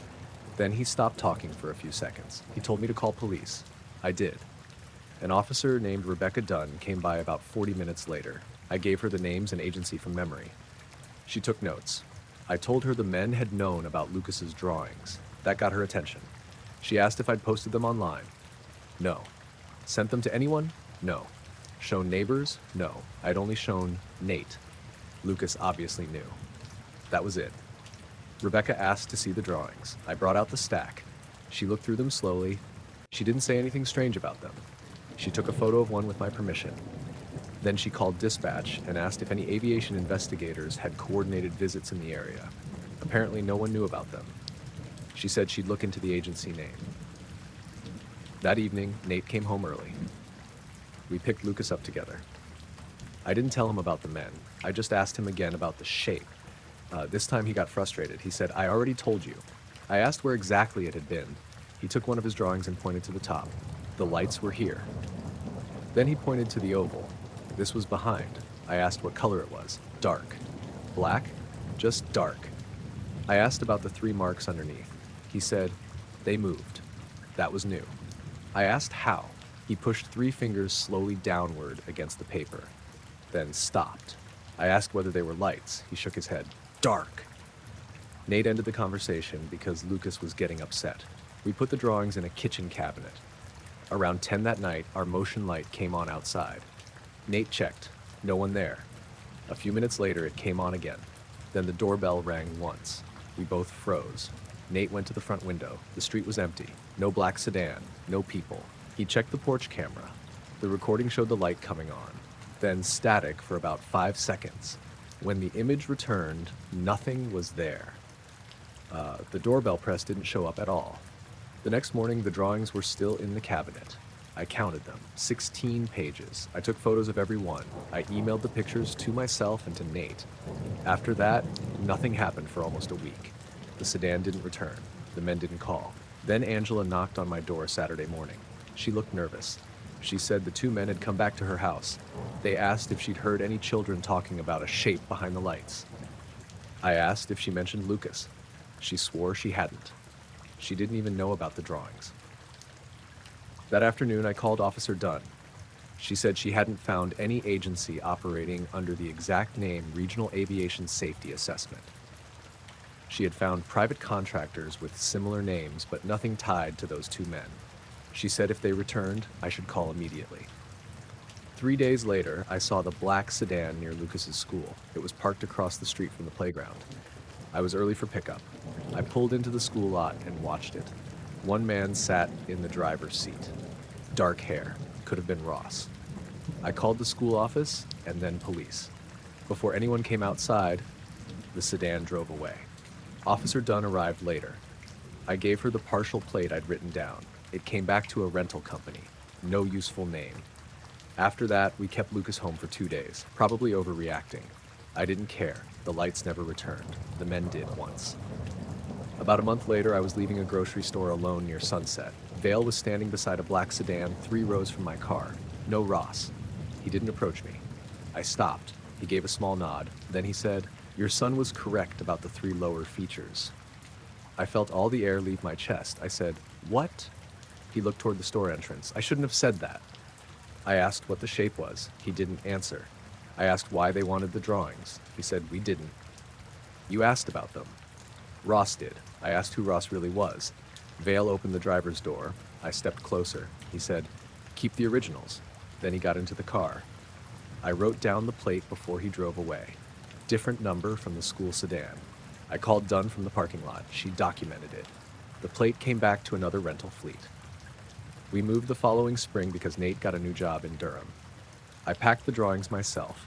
16 originals went into a large envelope, then into a plastic storage box with family papers. Months later, in the new house, Lucas stopped drawing the shape. He drew dinosaurs, cars, comic book people, normal things. About a year after we moved, I opened the storage box looking for his birth certificate. The envelope was there, 16 pages inside. I counted them twice. On the back of one drawing, the one with the 3 dark marks underneath the oval, there was a small pencil notation I had never seen before. It said, "Lower features visible to child only." The handwriting wasn't mine. It wasn't Nate's. It wasn't Lucas's. I put the drawing back with the others, sealed the envelope with tape, and returned it to the box. I saw the black sedan sitting on the shoulder at 12:43 in the morning, about 6 miles outside town on a road where nobody had any reason to be stopped. My name was Caleb Driscoll. I was 39 at the time, and I worked nights for a small sheriff's department in northern Arkansas. Most of my patrol area was farmland, timber, and long county roads with houses spaced half a mile apart. That night was cold for early March. Not freezing, but close. A front had come through after sunset, and the temperature had dropped fast. The rain had ended around 10, leaving the roads wet and patches of fog sitting low over the fields. I was heading south on County Road 18 after checking an alarm at a feed store. The road was empty. Then my headlights caught the sedan. It was parked on the wrong side of the road, facing north, with its right wheels partly in the grass. No hazard lights, no interior light. At first, I thought it might be abandoned. Then I saw 2 people inside. I slowed down and pulled behind it. The car was black, large, maybe a Lincoln Town car. Older model, but in unusually good condition. The paint reflected my headlights like it had just been polished. I radioed the plate to dispatch before getting out. Arkansas tag. Nothing special about it. My dispatcher that night was Mandy Price. She repeated the number back and said she'd run it. I turned on my rear flashers but left the light bar off. No reason to make it dramatic. I got out with my flashlight. The driver's window came down before I reached the door. A man in a dark suit sat behind the wheel. He looked around 55. Gray hair cut short, clean-shaven, pale face. The passenger was younger, maybe late 30s, with dark hair and a long, narrow face. Both wore white shirts and black ties. That looked strange enough by itself. It was almost 1 in the morning on a wet county road surrounded by cattle fields. I asked if they were having vehicle trouble. The driver said no. His voice was calm. I asked why they were stopped. He looked straight ahead for a second before answering. "Official business." I asked what kind. He said, "Federal." That immediately changed the tone for me. I asked both men for identification. The driver reached slowly into his inside jacket pocket. He handed me a leather credential wallet. It looked real. Photo, name, serial number, a gold-colored badge with an eagle. The card identified him as Gerald Vane, Office of Federal Field Coordination. I had never heard of that office. The passenger showed a similar credential. His name was Thomas Rusk. Same agency. I looked at both IDs longer than I normally would. The printing was clean. Photos matched. Nothing obviously fake. I asked what department the office belonged to. Vane said, interagency. I said, that's not a department. He gave me a small, polite smile. No, I waited. He didn't add anything. I asked if they were law enforcement. He said they had federal authorization for field investigations. Again, not a direct answer. I asked whether they were armed. Vane said yes. That didn't surprise me. I could see the outline of something under Rusk's jacket when he shifted. I told them to keep their hands where I could see them. Neither objected. I asked why they were parked on a county road after midnight. Vane said, "We're waiting." "For who?" He looked at me. "We can't discuss that." I asked if they were meeting someone from my department. No. State police? No. Federal agents? He paused. Possibly. I remember thinking that was a ridiculous answer. You either knew who you were meeting or you didn't. I asked how long they'd been there. Rusk answered, 17 minutes. Vane turned slightly toward him. I noticed that. I asked where they'd come from. Vane said Little Rock. That was 3 hours away. I asked where they were headed. He said they hadn't decided. I looked through the rear window. No luggage, no coats, nothing on the back seat. The inside of the car looked completely empty. I shined my flashlight toward the dashboard. The engine was running. The radio display was dark. The clock showed 12:31. My watch said 12:47 by then. I asked why the clock was wrong. Vane looked at it. Battery issue. I said I thought he told me there was no vehicle trouble. There isn't. I walked around the rear of the car. The plate was clean. Too clean, considering the wet gravel and mud. I checked for signs the car had gone into the ditch. Nothing. The tires were clean too. Not perfectly clean, but cleaner than mine. I went around to the passenger side. Rusk watched me through the glass. I asked him to lower the window. He did. There was a smell inside the car. Not alcohol, not cigarettes. Something metallic. It reminded me of the electrical cabinet at the station after a breaker tripped. I asked where they had stopped before this.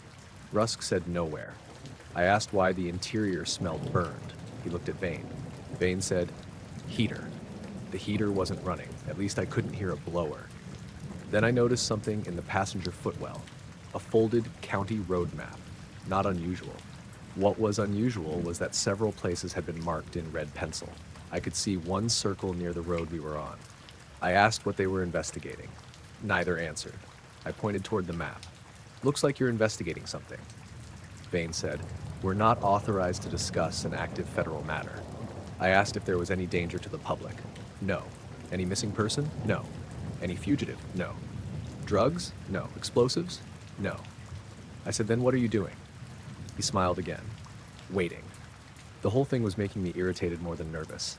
They were cooperative just enough that I had no obvious legal reason to detain them. But every answer sounded practiced. I stepped away and called dispatch on my portable. Mandy hadn't come back with the plate yet. That was unusual. Plate returns usually took seconds. I asked if the system was down. She said, stand by. I'm getting something weird. I looked toward the sedan. Vane was watching me in the side mirror. I moved farther behind my cruiser. Mandy came back. Caleb confirmed the tag. I read it again. She repeated it. Same number. Then she said, hang on. I waited. The fog had thickened over the field beside us. Everything beyond the fence disappeared into gray. I could hear water dripping from trees. Then my portable made 3 short clicks. Click, click, click. I looked at it. No voice. I called dispatch. No response. I tried again. Static. Then the signal cleared. Mandy said, you still there? I said yes. She asked if I had visual contact with the vehicle. I said yes. Then she lowered her voice, although that made no practical difference over radio. The plate comes back wrong. I asked what she meant. She said the number belonged to a 2003 Lincoln Town car registered to a man named Stephen Barlow. I looked at the sedan. It was definitely a town car. I said, that sounded right. She said, no, the vehicle was listed as destroyed. I thought I misheard her. Destroyed how? Accident. I walked a few steps farther from the car. When? There was a pause. 12 years ago. I didn't say anything. Mandy continued. She said the record showed the Lincoln had been involved in a fatal crash near Fayetteville and had been written off and sent to salvage. I asked if the plate could have been reassigned. She said the registration was canceled after the wreck. Sure. The plate number hadn't been reissued. I looked back toward the sedan. Both men were still sitting inside. Vane was now looking directly at me through the driver's mirror. I asked Mandy to check the bin. She said I'd need to get it. I told her to send another unit. She said Deputy Aaron Keller was about 15 minutes away. I walked back toward the sedan. Vane lowered his window. I said, I'm going to need the vehicle identification number. He didn't move. Why? Registration issue. Rusk turned his head toward me. I asked Vane to shut off the engine and give me the keys. He didn't. His voice stayed calm.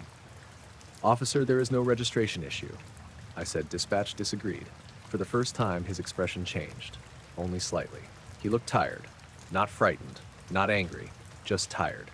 He said, your database is outdated. I said, the plate belongs to a vehicle that was destroyed 12 years ago. Rusk looked down. Vane kept his eyes on me. Then he said, that happens. I almost laughed. No, it doesn't. He said, records are imperfect. I told him again to shut off the car. This time he did. The engine went silent. That was when I realized how quiet the area had become. No frogs, no insects, no distant road noise, nothing. The only sound was my cruiser idling behind us. I asked both men to step out. Vane looked toward Rusk. Rusk said something so quietly I couldn't hear it. Vane opened his door. He got out slowly. He was taller than I expected, maybe 6'2". His shoes touched the muddy shoulder. I shined my flashlight down automatically. The strange thing was that there was no mud on them.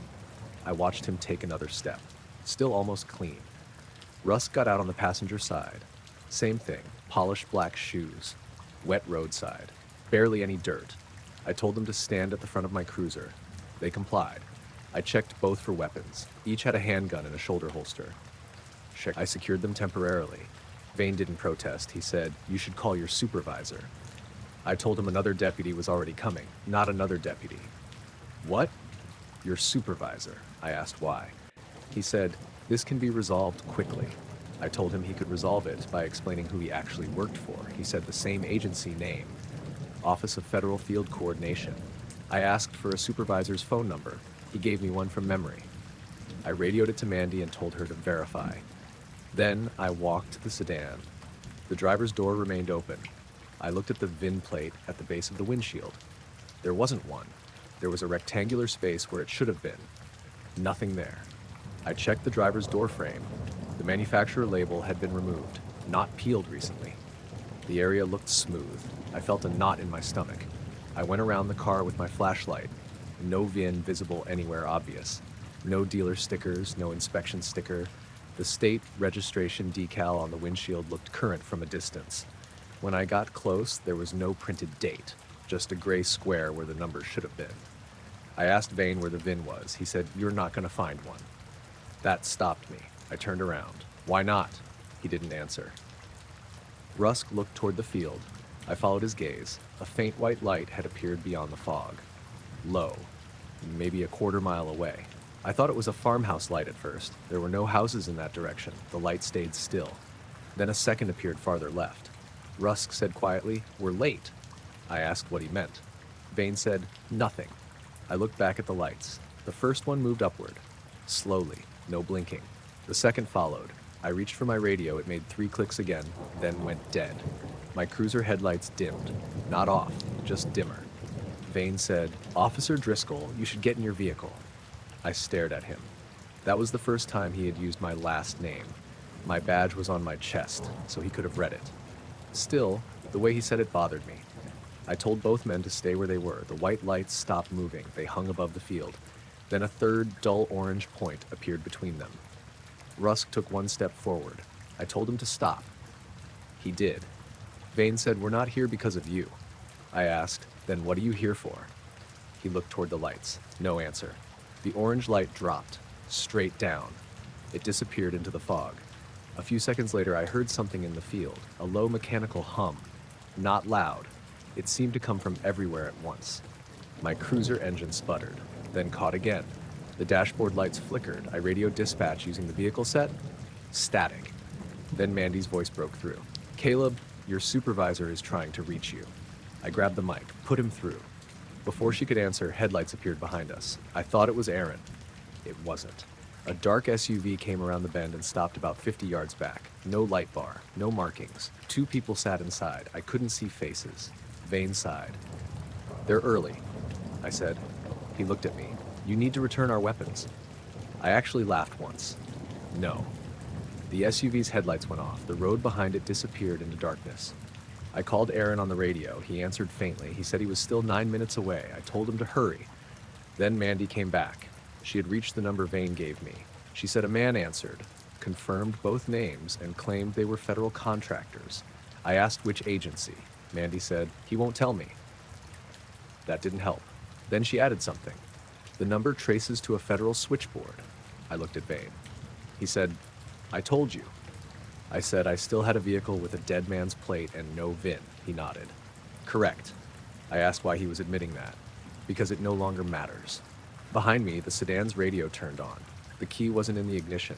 A low burst of static came from inside. Then a man's voice said a series of numbers. 4, 7, 2, 9, pause, 3, 1.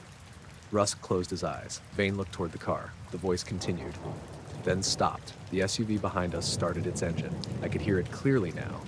The white lights above the field faded out together. The hum stopped. Everything seemed normal again. Crickets started. My radio cleared. My cruiser's headlights brightened. Aaron came over the radio asking for my location. I gave it. Vane held out his hands. Officer, this is over." I asked what was over. He said nothing. The dark SUV pulled around my cruiser. It came alongside us. The rear window lowered. A man inside showed me credentials through the opening. I couldn't read the name.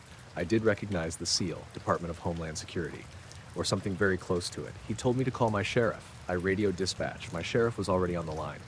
He sounded annoyed and tired. He told me to return the men's weapons and clear the scene. I said, "Sheriff, the plate, I know. The VIN is missing. I know. Who are these people?" Then he said, "Caleb, clear the scene." That was the end of the conversation. I returned the weapons. I didn't like doing it. Vane thanked me. Rusk said nothing. They got back into the Lincoln. The engine started normally. The headlights came on. Before Vane closed the door, I asked him one last question. "Where did you get that plate?" He looked at me. "It was available." Then he shut the door. The sedan drove north. The SUV followed. Aaron arrived less than 5 minutes later. There was nothing left to show him except tire marks in the wet shoulder. I told him the whole story. He thought I was joking until I had Mandy repeat the plate information over the radio. She did. Aaron ran it himself. Same return. Destroyed vehicle. Canceled registration. 12 years earlier. The next morning, I wrote the incident report. I included everything except the lights in the field. I don't know why I left them out. Maybe I thought the report already sounded strange enough. My lieutenant called me into his office around noon. He had the report printed in front of him. He asked if the two men threatened me. No. Identified themselves? Yes. Credentials appeared valid? Yes. Supervisor confirmed release? Yes. He told me to change the disposition to Federal Contact Verified. I said the plate was still fraudulent. He said it had been corrected in the system. I asked what that meant. He ran the plate on his computer. No return, not destroyed, not canceled, nothing. The number simply wasn't in the database anymore. I called Mandy. She remembered the original return clearly. So did Aaron. By the end of the week, the CAD notes from the stop were missing. The call still showed me out on County Road 18 for 28 minutes. No plate entry, no subject names, no request for backup, just field contact. I started carrying a small paper notebook after that. For about a month, I occasionally saw a black sedan on night shifts. Not always the same model. Once parked outside a closed gas station, once passing me on Highway 65, once sitting near the courthouse when I came off duty. I never stopped any of them. Then it stopped. I stayed with the department another 6 years. Nothing like that happened again. A few months before I left, I was cleaning out my locker and found the notebook from that year. I had written the plate number on the inside back cover. Underneath it, in different handwriting, there was another line. Destroyed vehicle status, confirmed 2011. I had never written that. I tore out the page, folded it into my wallet, finished my last shift, and drove home before midnight. The two men were standing outside room 306 when I came back from medication rounds at 2:18 in the morning. My name was Laura Benton. I was 34 at the time, and I worked nights as an RN at a small hospital outside Lexington, Kentucky. It wasn't a major trauma center. We had an emergency department, a short stay unit, a few surgical beds, and one medical floor that stayed quiet most nights. Room 306 had been quiet too. The patient was a man named Curtis Bell, 47, admitted late that evening after a sheriff's deputy found him sitting beside his pickup on a rural road about 20 miles east of town. He wasn't badly hurt. A few scratches on one hand, mild dehydration, elevated blood pressure, and what the ER doctor called acute stress. Curtis told them he'd stopped his truck because something bright had been sitting over a field ahead of him. He hadn't called it a UFO. He just kept saying a light. According to the intake notes, he'd seen it come down behind a line of trees, then noticed another light farther down the road. His truck radio started making a low buzzing sound, and when he tried to turn around, he realized nearly 20 minutes had passed. The deputy found him about an hour later. Curtis had been calm by the time he reached us, but he didn't want to talk much. He answered medical questions. Name, date, medications, allergies. He refused to discuss the road. The only reason I knew any of that was because it was in his chart. Around midnight, I checked on him. He was awake. I asked if he needed anything. He said no. Then he asked whether the room window opened. I told him it didn't. Hospital windows were sealed. He looked relieved. I remember that because it seemed like a strange thing to worry about. At 1:10, he pressed the call button. When I went in, he asked if anyone had come looking for him. I said no. He asked me to make sure nobody entered without checking with the desk first. I told him visitors weren't allowed that late anyway. He said, "Good." I asked if he was worried about someone. He shook his head. Then he said, "I just don't want any questions." I assumed he meant police or reporters. The road incident had already reached a local scanner page online, and people sometimes showed up at hospitals after wrecks or strange calls. I promised nobody would come in without us knowing. About an hour later, I saw the two men. They were standing side by side outside Curtis's room. Both wore dark suits, black ties, white shirts, no coats. That was strange because it was cold outside and raining hard. The older man was maybe late 50s, with short silver hair and a narrow face. The other looked around 40, dark hair, clean-shaven, very pale. Neither had a visitor badge. I stopped in the hall. "Can I help you?" The older one turned. "We're here to see Mr. Bell." I asked who they were. He said, "Family." I looked at the younger man. He gave a small nod. I asked for names. The older man said, "Douglas Bell." The younger man said, "Evan Bell." I looked toward Curtis's door. The chart listed his emergency contact as a sister named Margaret Keene. No spouse, no sons, no brothers listed. That didn't mean much. Patients had relatives who weren't emergency contacts all the time. I asked how they got upstairs. The older man said the emergency department sent them. That didn't make sense because the ER had no reason to send visitors to a locked inpatient floor at 2 in the morning. I told them visiting hours were over. Douglas Bell took out a wallet. For a second, I thought he was going to show me identification. Instead, he showed me a driver's license. Kentucky license. Douglas A. Bell, the address was in Frankfurt. The younger man did the same. Evan Bell, same last name, different address. The licenses looked real. I asked how they were related to Curtis. Douglas said, "Cousins." Evan said nothing. I told them Curtis had specifically asked not to receive visitors without being asked first. Douglas smiled politely, then asked him. That was reasonable. I went into room 306. Curtis was sitting upright in bed. The television was off. His room light was on. I said 2 men were outside claiming to be his cousins. His face changed immediately. Not recognition. Fear. He asked what they looked like. I described them. He stared at the door. Then he said, "Let them in." I asked if he knew them. There was a pause. He said, "It's okay." I still didn't feel good about it. I told him I could have security present. He said no. Then he repeated, "Let them in."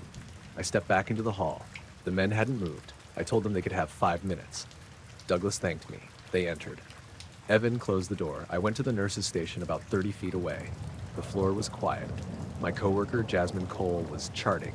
I asked if she'd buzz the 2 men in. She looked up.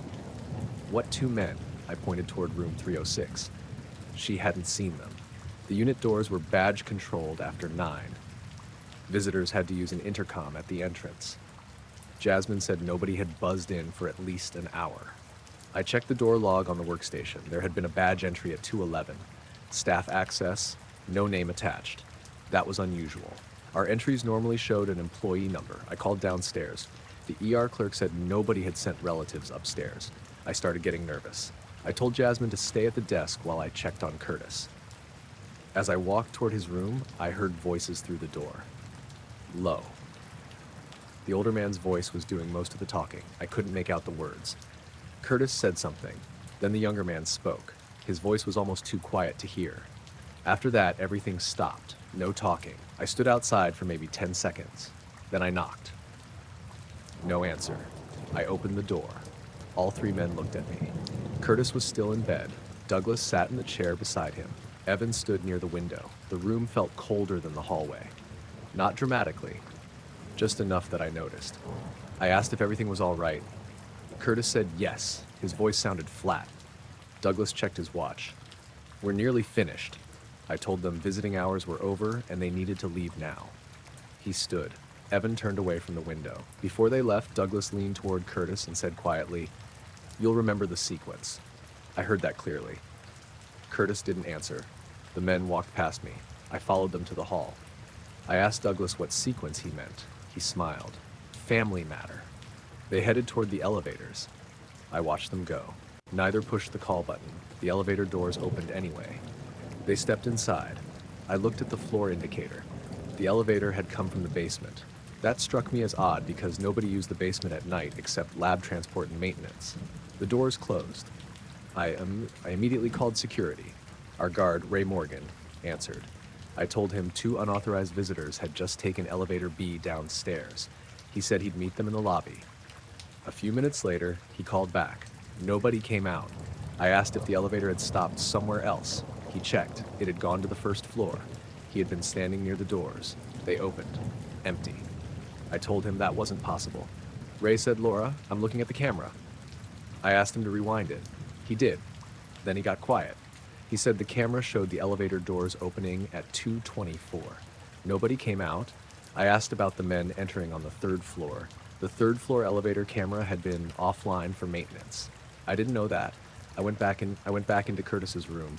He was lying down now, facing the wall. I said, "Curtis, who were those men?" He didn't answer. I asked again. He said, "Family." I told him he'd looked frightened when I described them. He closed his eyes. I asked if they had threatened him. No. Did you know them? He didn't answer. I said I could call security or police. He turned toward me. His face had gone pale. Don't. That was all. I asked what they had wanted. Nothing. I asked what Douglas meant by sequence. Curtis looked at me for a long time. Then he said, "I need to sleep." I checked his blood pressure. It was high. His pulse was 98. I paged the hospitalist. While I waited, Curtis asked me if the men had left the building. I said I believed so. He asked, "You saw them leave?" I said no. Security hadn't seen them. He looked toward the window. Then he said, "Close the blind." The blind was already closed. I told him that. He looked confused. Then he said, "Make sure." I checked it anyway. Closed. The doctor came in about 20 minutes later. Curtis denied pain, chest pressure, dizziness, anything physical. The doctor offered something mild for anxiety. Curtis refused. He stayed awake. Around 3:30, I went into his room again. He was sitting in the same position. I asked if he wanted water. He nodded. When I handed him the cup, I noticed his right hand was trembling. I said, "You can tell me if something happened." He said, "I know." Then, after a few seconds, he asked whether I had heard the younger man speak. I said yes. Curtis looked down at the cup. What did he sound like? I thought that was strange. I said, "Quiet, normal." Curtis shook his head. No. I asked what he meant. He didn't answer. A minute later, he asked me to turn on the television. I did. He kept it on mute. At 4:06, the lights on our floor flickered. The backup system didn't activate because the power never fully went out. Several monitors reset. The hallway lights dimmed for maybe 2 seconds. Curtis's call light came on. I hurried in. He was standing beside the bed. I told him to sit down.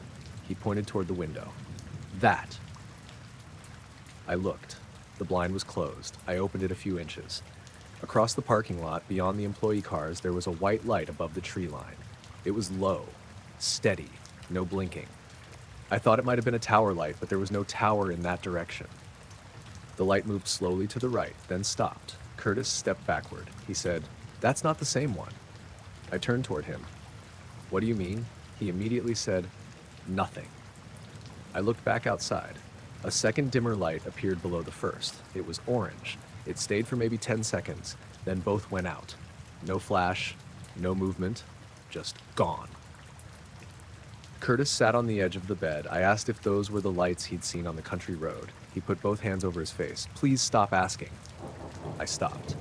At 5, his sister Margaret arrived. She had driven in from Richmond after the sheriff's office contacted her. I met her in the hallway before she entered. I asked if Curtis had cousins named Douglas and Evan. She frowned. "No." I asked if she was sure. She said their mother had one sister who never had children, and their father's side of the family lived in Tennessee. No Douglas. No Evan. I showed her the names I'd written down. She didn't recognize either. We went into the room together. Curtis looked relieved to see her. After she settled in, I asked him directly, "Who were the two men who came in earlier?" He looked from me to Margaret. "What men?" I thought he was joking. "The men who said they were your cousins." His face went blank. Margaret asked what I was talking about. I described them. Curtis shook his head. "I don't know them." I said, "You let them into your room." "No." "You spoke with them for several minutes." He became irritated. "No, I didn't." I reminded him that he had told me to let them in. He stared at me. Then his expression changed. He remembered something. I could see it. He looked toward Margaret and then back at me. His voice dropped. "I've never seen either of those men before." I said, "Then why did you tell me they were family?" He didn't answer. Margaret asked if they had hurt him. "No."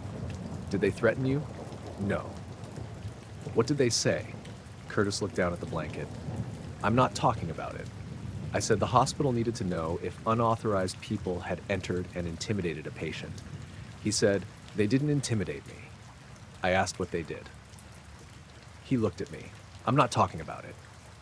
That was the last answer he gave anyone about the men. The sheriff's deputy who had found Curtis came back around 6:30. His name was Nolan Hayes. Security had called his department because of the unidentified visitors. I told him what happened. He checked the driver's license names I'd written down. There were people in Kentucky with those names, but the addresses didn't match what I remembered from the licenses. One Douglas Bell lived in Louisville. One Evan Bell lived near Bowling Green. Different ages, the numbers didn't line up. Nolan asked to see security footage. The hospital entrance cameras showed no two men entering between midnight and 3. We checked the emergency entrance. Nothing. Staff entrance. Nothing. The parking garage. Nothing obvious. Then Ray found something on the loading dock camera. At 2:08, a black sedan appeared at the far edge of the frame. It pulled into an employee lot outside camera range. At 2:31, it drove out. The license plate was unreadable. No footage showed anyone walking from the car to a door. Nolan watched it twice. He asked if there was a basement entrance from that lot. There was, but it required a staff badge. We checked the access log. One basement door had opened at 2:10. Staff entry. No employee ID. Same as the third floor unit door 1 minute later. Nolan asked our IT person how that could happen.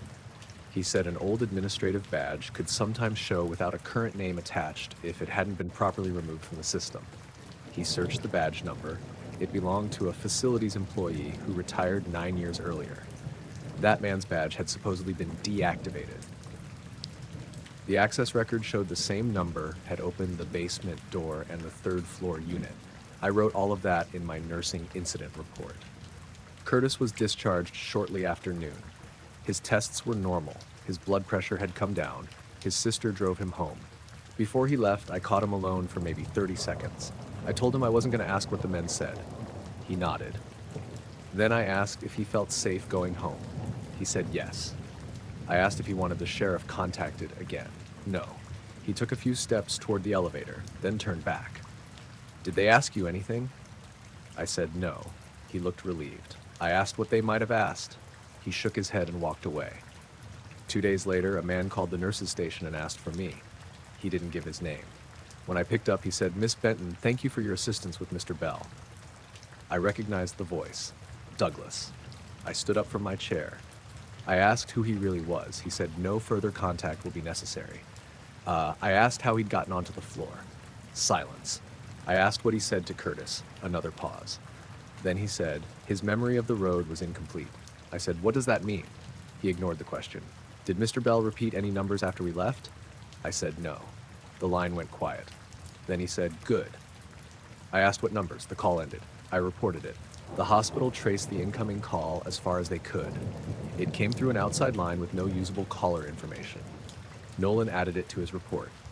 After that, nothing else happened for months. I stayed on nights. Room 306 went back to being an ordinary hospital room. Then, sometime the following winter, I was cleaning out a drawer at the nurse's station and found an old folded piece of paper behind a stack of forms. It wasn't mine. There were 6 numbers written on it in black ink. 41, 7, 19, 3, 22, 8. Underneath them was a patient name, Curtis Bell.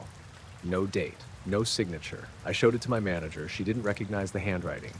Curtis hadn't been back to the hospital. I called Nolan because I still had his number. He came by and took a copy. The original went into our incident file. A week later, I checked. The page was still there. Nobody removed it. Nothing disappeared. I worked another full shift, drove home after sunrise, parked in my driveway, and went inside. I never saw Douglas or Evan again. The black car was parked beside my north field when I came out to check the irrigation line just after sunrise. My name was Wade Mercer. I was 54 at the time, and I farmed outside Garden City, Kansas. Mostly wheat and sorghum, with some leased ground farther west. The house sat on 40 acres that had belonged to my wife's family before we bought the rest piece by piece. This happened in early June. The weather had been hot and dry for days, but that morning was cool enough that I wore a work jacket. There was a thin layer of dust hanging low over the road from the wind the night before, and the sun was only starting to clear the horizon. I noticed the car because nobody had any reason to park there. It was a large black sedan, clean, newer than anything most people drove on those roads. It sat on the shoulder by the north fence, facing east. No hazard lights. No one inside that I could see. I stood in the yard looking at it for maybe a minute. The reason I paid so much attention was because of what had been happening the previous few nights. 3 nights earlier, my wife, Linda, had called me outside around 11 because she thought there was an aircraft flying low over the fields. There were 2 lights moving north to south. White, steady, no blinking. They crossed over the western section and stopped. That was the strange part. They stayed in one place for maybe 2 minutes, then one dimmed, the other moved east. I thought maybe helicopters. We had crop dusters during the day, and military aircraft passed through the area sometimes, though usually much higher, but there was no sound. The next night, I saw one of the lights again, this time around 1 in the morning. It hovered low over the southern field. I could judge it a little better because it was above the old grain bins. Maybe 200 feet up, maybe more. It was difficult to tell. I went outside with binoculars. Through them, the light stayed a light. No shape, no navigation lights, nothing around it. Then it moved straight sideways, slowly. It passed behind the bins from where I stood and came out on the other side. Then it disappeared. I didn't see it accelerate. It just wasn't there anymore. The third night was the one that bothered me. I woke around 2:20 because our dog, Milo, was pacing in the hallway. He normally slept hard. I let him out. He went onto the porch, stopped, and refused to leave the concrete. Then I heard a low humming sound over the field. Not loud. It reminded me of electrical equipment, like standing too close to a transformer. There were 3 lights that time, 2 white and 1 dull orange. They were farther north, near the field where the black sedan eventually showed up. The lights moved around each other very slowly, not circling, more like changing positions. I watched for maybe 5 minutes. Then the orange one went straight down. It disappeared behind the far fence line. The white one stayed for another 30 seconds and then faded. The humming stopped. Milo went into the yard immediately. I checked the time. 2:31. I didn't call anybody. I had no idea what I would have said. I mentioned it to my neighbor, Cole Haney, the next afternoon. He laughed and said I'd been watching Starlink. I told him Starlink didn't hover over sorghum. He said maybe drones. That was possible. Large farming operations use drones more and more, although I couldn't think of anyone flying them at 2 in the morning. So when I saw the black sedan the next morning, I connected it to the lights before I had any reason to. I got into my pickup and drove toward the north field. As I got closer, I saw 2 men standing on the other side of the car. Both wore dark suits. That looked ridiculous out there. One was older, maybe late 50s, with short gray hair and a broad face. The younger one looked around 40, thin, dark hair, pale skin. No hats, no work boots, no equipment. The older man walked over. "Mr. Mercer?" I said, "Yes." I asked if they were lost. He smiled. "No." He introduced himself as Arthur Venn. The younger one said his name was Simon Hale. Venn showed me identification in a leather case. I saw a photograph, his name, and an official-looking seal. The organization was listed as Regional Atmospheric Recovery Office. I had never heard of it. I asked what that was. He said they worked with several government agencies to recover atmospheric research equipment. I looked at the sedan. Weather balloons? Sometimes. That sounded believable enough. I asked what they were looking for. Venn looked toward my field. "Has anything unusual fallen onto your property in the last few days?" I said no. He asked if I was sure. I said pretty sure. Then Hale said, "Good. Then somebody else found it." He said it casually, like he was relieved. Venn turned his head toward him, just slightly. Hale stopped talking. I asked, "Found what?" Venn smiled again. "A small instrument package." I asked how small. He held his hands maybe 2 feet apart. I said I hadn't seen anything. Then I asked where their balloon had gone down. He said they were still determining that. That didn't make sense. If they didn't know where it came down, why were they parked specifically beside my field? I asked if they had tracking equipment. Venn said yes. I looked around.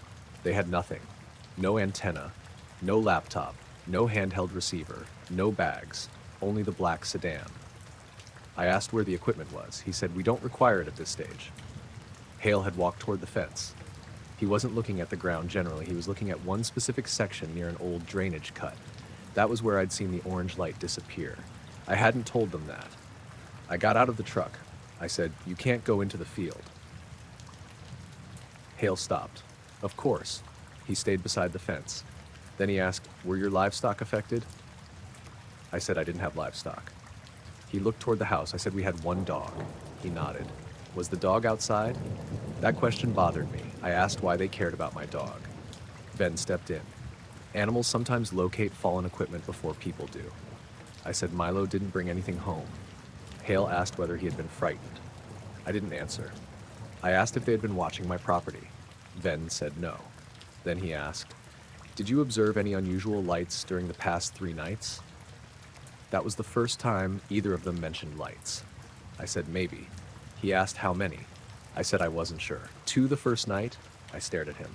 He looked back calmly. I asked how he knew. Venn said there had been other witnesses. I asked who. He wouldn't say. Hale added, "And 3 on the 3rd night." That was when I stopped pretending I thought they were normal government contractors.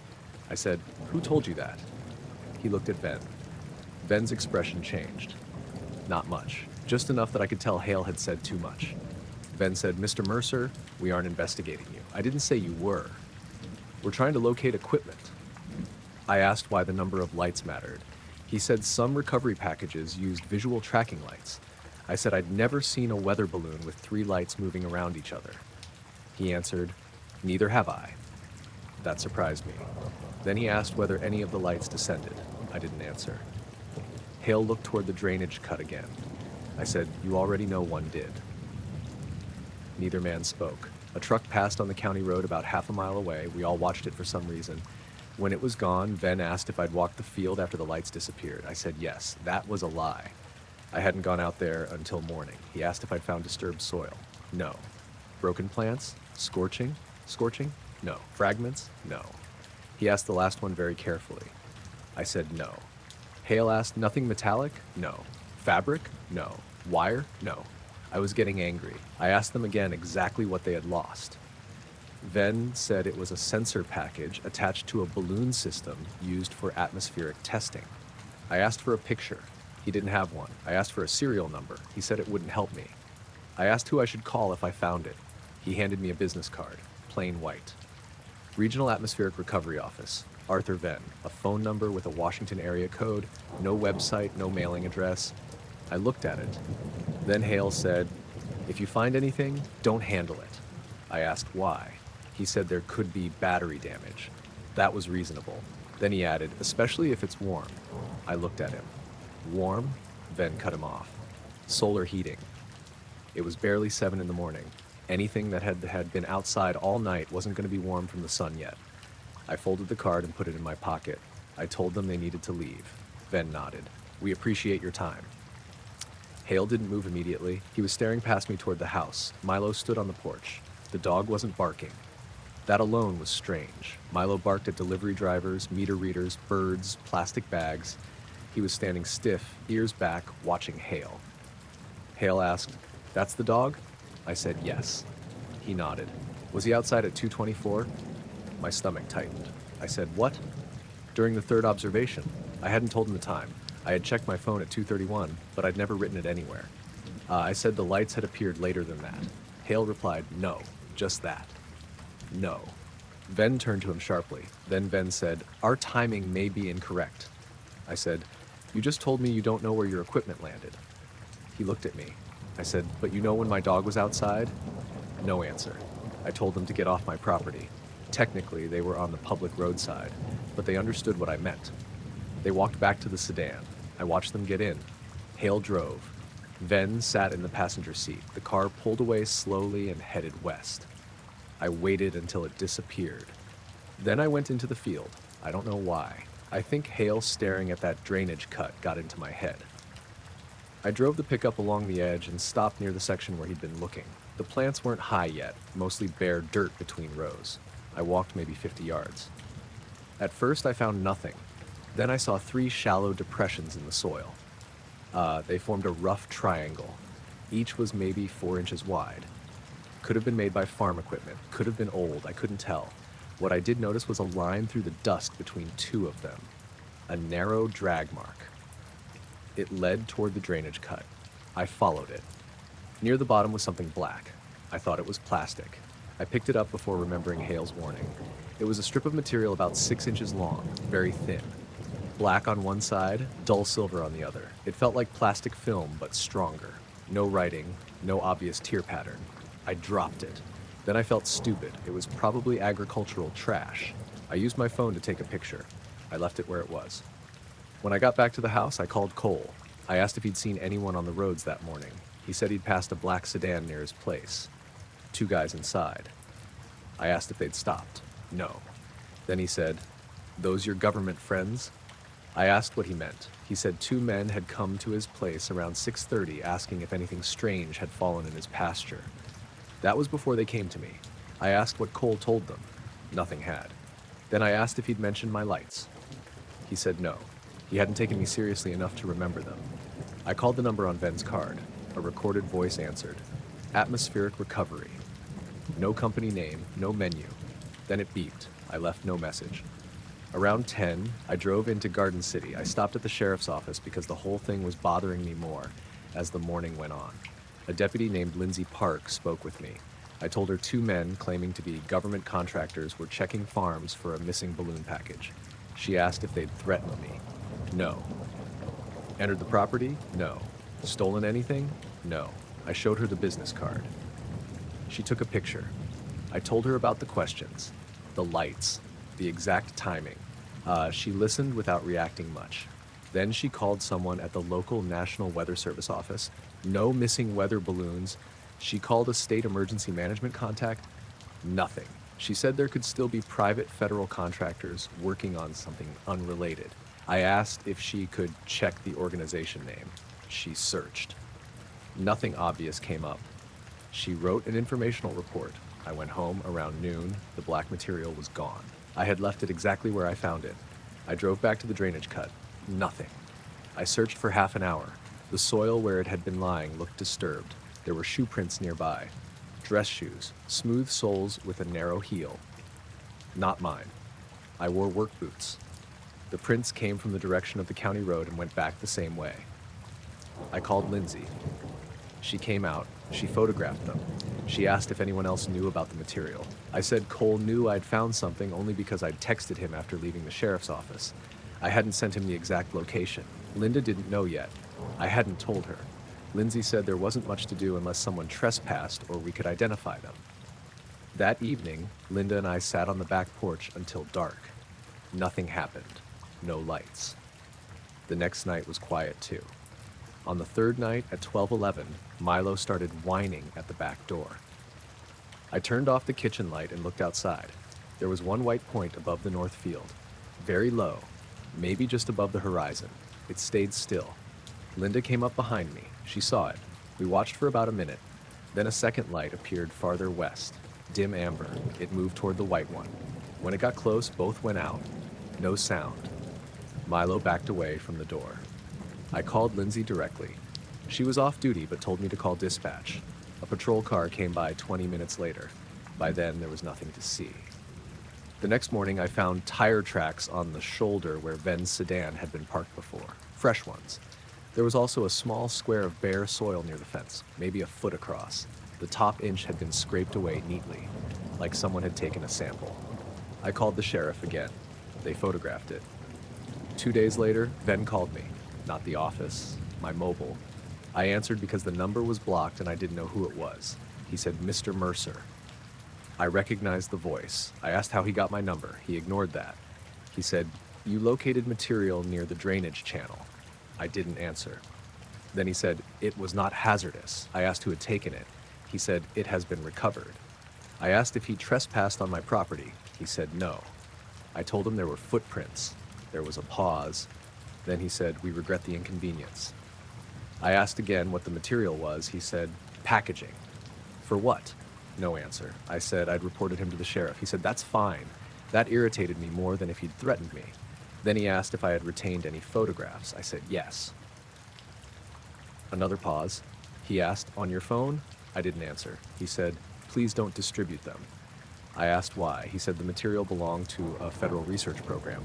I said, then send somebody with actual paperwork. He replied, that won't be necessary now. Before hanging up, he said something I wrote down immediately afterward. The primary item was found off your property. I asked, by who? He said, someone else. Then the line disconnected. For the next several weeks, nothing unusual happened. The lights stopped. I didn't see the black sedan. The cattle on Cole's place stayed normal. Milo went back to barking at everything. I kept the photo of the black strip on my phone. A month later, I transferred it to my computer. When I zoomed in, I noticed a small marking near one edge that I hadn't seen in person. 3 white characters. K-17. Could have been part of a manufacturing code. Could have meant nothing. I printed the picture. I put it in a folder with the sheriff's report number and Ven's business card. About 2 years later, I was clearing old paperwork from the farm office. The card was still there. The printed photo was there. The report number was there. On the back of Ven's card, in handwriting I didn't recognize, someone had written, recovered 062 East property. Cole's farm was east of mine. I called him. I asked if he'd ever found anything strange after those men came by. There was a long pause. Then he said no. I asked if he was sure. He said, Wade, leave it. That wasn't like him. I asked what happened. He said nothing happened. Then he changed the subject. I didn't push him. I put the card back in the folder. A year later, Cole sold that piece of pasture. I drove past it plenty of times after that. Nothing unusual ever appeared there. I never saw Ven or Hale again. The black sedan didn't come back. The lights didn't either. The last time I opened that folder, the business card was still inside. The handwriting on the back had faded, but I could still read the words. Recovered. East property. The 2 men came in at 12:37 in the morning, about 10 minutes apart, and neither one had luggage. I was working nights at a small roadside motel outside Tucumcari, New Mexico. My name was Leah Merritt. I was 39 at the time, and I'd been managing the overnight desk there for about 2 years. The motel wasn't anything fancy.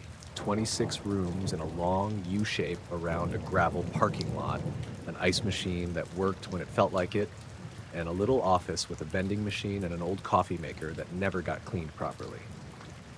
Most of our business came from truckers, construction crews, people towing trailers, and travelers who had pushed too long on Interstate 40 and finally decided to stop. That night was hot, even after midnight. There had been dry lightning off to the north for most of the evening. No rain, just flashes behind distant clouds and a warm wind blowing dust across the parking lot. The first man arrived alone. He came in through the office door wearing a dark suit. That stood out immediately. Nobody driving through eastern New Mexico in July wore a full suit after midnight, unless they were coming from a funeral or had made some very poor choices. He was probably in his 50s. Tall, thin, short gray hair, clean shaven. He asked if we had a room facing east. I said yes. He paid cash. I gave him room 8. When I handed him the registration card, he filled it out standing at the counter. His name was listed as Walter Crane. I asked for ID. He showed me a driver's license so quickly that I only really checked the photograph. It matched him. I didn't study the address. That mattered later. He had no suitcase, no overnight bag, nothing. I asked if he needed toiletries. He said no. Then he asked, "Is the rear access road still open?" I knew what he meant. There was an old frontage road behind the motel that ran parallel to I-40 for a few miles before turning to dirt. I told him yes, although it got rough east of town. He nodded. Good. Then he left. I watched through the window. He walked to a black sedan parked near the office. Older car. Large. Maybe a Mercury or Lincoln. He didn't take anything from the trunk. He drove around to room 8 and parked directly outside. About 10 minutes later, another black sedan pulled in. For a second, I thought the first man had come back. Different car. The second man entered. He was younger, maybe late 30s, with dark hair combed straight back. He was wearing a dark suit too.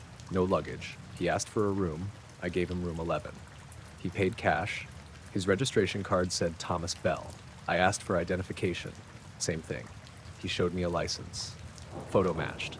I noticed his hands because they were unusually clean. No dirt around the nails. No tan line from a watch. Nothing.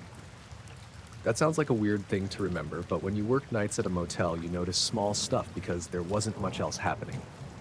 Bell asked what time we served breakfast. I told him we didn't. We had coffee in the office starting around 5. He seemed confused. No breakfast? I said there was a diner about half a mile west. He looked toward the parking lot. Then he asked, "Do people gather there in the morning?" I laughed. I thought he was making conversation. I said truckers did. He nodded. Then he asked whether I had been working the previous Thursday night. I said I had. He didn't explain why. He just said, "Thank you." Then he left. His room wasn't next to Crane's. Room 8 was on the east wing. Room 11 was around the corner. That seemed important because they'd arrived separately and acted like strangers. Still, both cars looked similar enough that I wondered if they were traveling together. Around 1:15, I went outside to empty the office trash. Both men were standing in the parking lot, not together exactly. Crane was near his sedan. Bell was about 30 feet away beside the ice machine. Neither was smoking. Neither had a phone out. They were both looking toward the highway. I carried the trash to the dumpster. When I turned back, they were still standing there. A truck went by on I-40. Its lights moved through the darkness behind the motel. Crane watched it until it disappeared. Bell turned toward me. He asked, "Is traffic normally this light?" I said at 1 in the morning, "Yes." Then Crane asked from across the lot, "When does it increase?" That was when I realized they were definitely together. I said around 5:30 or 6. Crane nodded. Neither man said anything else. I went back inside. About 20 minutes later, the office phone rang. It was room 8. Crane asked if I'd heard any calls about a disabled vehicle east of the motel. I told him no. He asked if anyone had come in on foot. No. He thanked me and hung up. At 2:06, room 11 called. Bell asked whether our outdoor cameras covered the highway. I said no. We only had one camera facing the parking lot and another pointing at the office door. He asked how long recordings were kept. I said about 3 weeks. There was a pause. Then he asked, "Can guests request footage?" I said not without a reason. He said, "Understood." I started getting uncomfortable. Not scared, just suspicious. I wondered if they were private investigators, maybe insurance people, maybe they were looking for someone. Around 2:30, I went outside again. The wind had died completely. It had been blowing dust all evening, and then suddenly nothing moved. I could hear insects near the office lights. I could hear the refrigerator compressor in the laundry room. Then I noticed a light over the highway. It was east of town. At first, I thought it was an aircraft. It was white and very bright. It stayed low above the horizon. I watched it for maybe 30 seconds. It moved slowly north, then stopped. I glanced toward rooms 8 and 11. Both doors were open. Crane stood outside room 8. Belle was already walking toward the center of the lot. They were watching the light too. Neither seemed surprised. That made me pay more attention. The light dimmed. Then another appeared farther east. This one was yellowish. For a few seconds, both stayed still. Then the white one moved straight downward. Not quickly. It sank until the motel roof blocked my view. Belle walked farther into the lot to keep looking. Crane stayed where he was. I asked, "You guys seeing that?" Neither answered. The yellow light disappeared. Crane looked at his watch. Then he went back into his room and closed the door. Belle stood outside for another minute. Then he came to the office. He asked what I'd seen. I said 2 lights. He asked if either flashed. He asked if I heard anything. I said no. I said no, probably traffic. I laughed. Traffic doesn't go straight down. He looked at me for a second. Then he said, perspective can be misleading at night. That was the end of it. He went back to his room. Around 3, a pickup came into the lot. The driver was an older man named Daryl Sloan, who had stayed with us several times. He came in asking if I had a room. While I was checking him in, he mentioned seeing something strange east of town. I asked what. He said there were lights over the highway. 3 of them, he said. Thought it was helicopters. I asked if he'd seen them move. He said one had followed his truck for maybe a mile, not directly behind him, off to the side. He thought it was a tower light until he realized it was moving at the same speed he was. He laughed when he said it, not nervous, more embarrassed. I gave him room 18. As he left, I saw Belle standing outside his door. He had heard the conversation. At 3:22, Belle came back to the office. He asked what the pickup driver had reported. I said if he wanted to know, he could ask him. Belle said, "Did he say the light followed his vehicle?" I hadn't repeated that part. I stared at him. I asked how he knew. He looked toward the window. I heard some of it.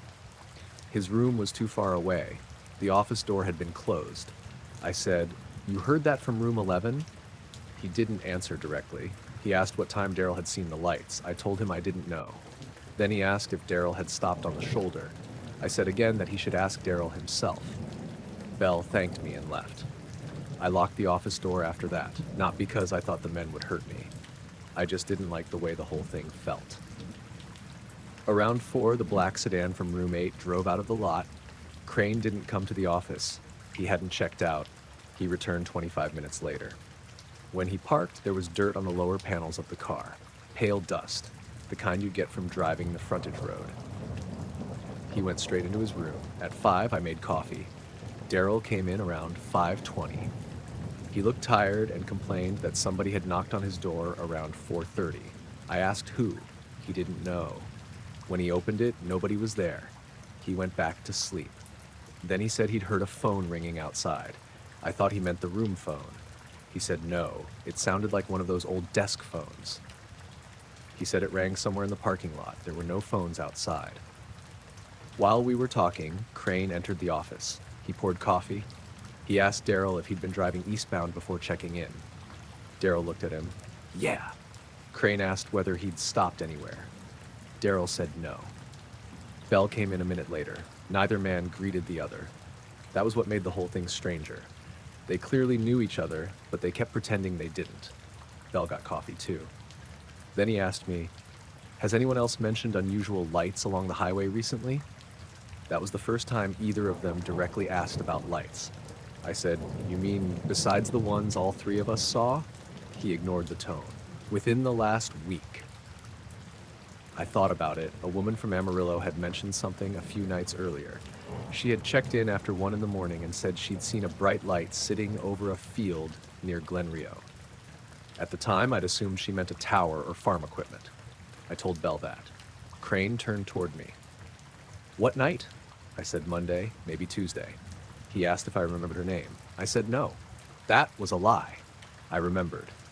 Her name was Cynthia Weller because we'd had to call her credit card company when the payment didn't go through. Crane asked if she was still registered in our system. I told him guest records were private. He said, "Of course." Bell asked whether anyone had reported problems with their vehicle. I said, "Not that I remembered." Crane said, "Electrical problems?" I looked at him. "Why electrical?" He took a sip of coffee. "No particular reason."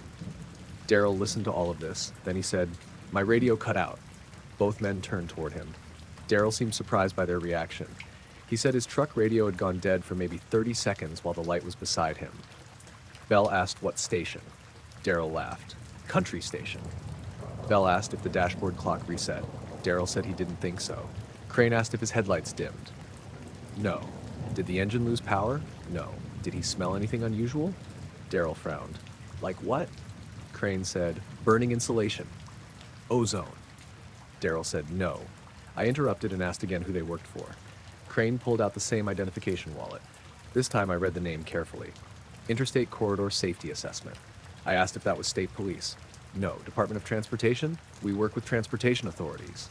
Bell added, "Contracted analysis." I had never heard of it. I asked if there had been an accident. Crane said no. Then why were they questioning motel guests? He said they were gathering information related to unusual driver reports along I-40. That sounded almost reasonable. But their questions weren't about safety. They wanted exact times, exact locations, whether people stopped, whether electrical systems acted strangely, whether anybody had taken photographs. At 6:10, 2 truck drivers came into the office for coffee. Crane and Bell asked them questions too. Casually, like conversation. Had they driven east overnight, seen anything unusual, any road closures, any lights above the fields? One driver said no. The other said he'd seen a white light near the old service road, but assumed it was a tower. Crane asked where. The driver gave a rough mile marker. Bell wrote it down in a small notebook. I noticed something then. Bell's notebook already had a list of times. I couldn't read everything, but I saw 11:48, 12:16, 12:41, 2:31, and 3:07. There were marks beside each. I glanced at the wall clock. Bell closed the notebook. Around 7, my day clerk, Nora Cates, arrived. I told her quietly that the 2 suited men were acting strange and to keep an eye on them. She looked toward the coffee area. Crane was standing completely still beside the window. Bell was sitting at a table. Nora whispered, "Funeral?" I said no. At 7:20, Crane came to the desk and said he was checking out. Bell did the same 5 minutes later. They paid cash, so there wasn't much to process. Crane asked if we kept guest registration cards on site. I said yes. For how long? I told him a few years. He nodded. Then he asked if cards were ever shared with outside agencies. I said only with proper requests. He smiled. Good. Bell stood by the door. Before leaving, he asked what time I usually finished my shift. I said 7. He looked at the clock. It was already after 7. You're staying late. I said Nora had just arrived and we were talking. He nodded. Then both men left. They drove away separately.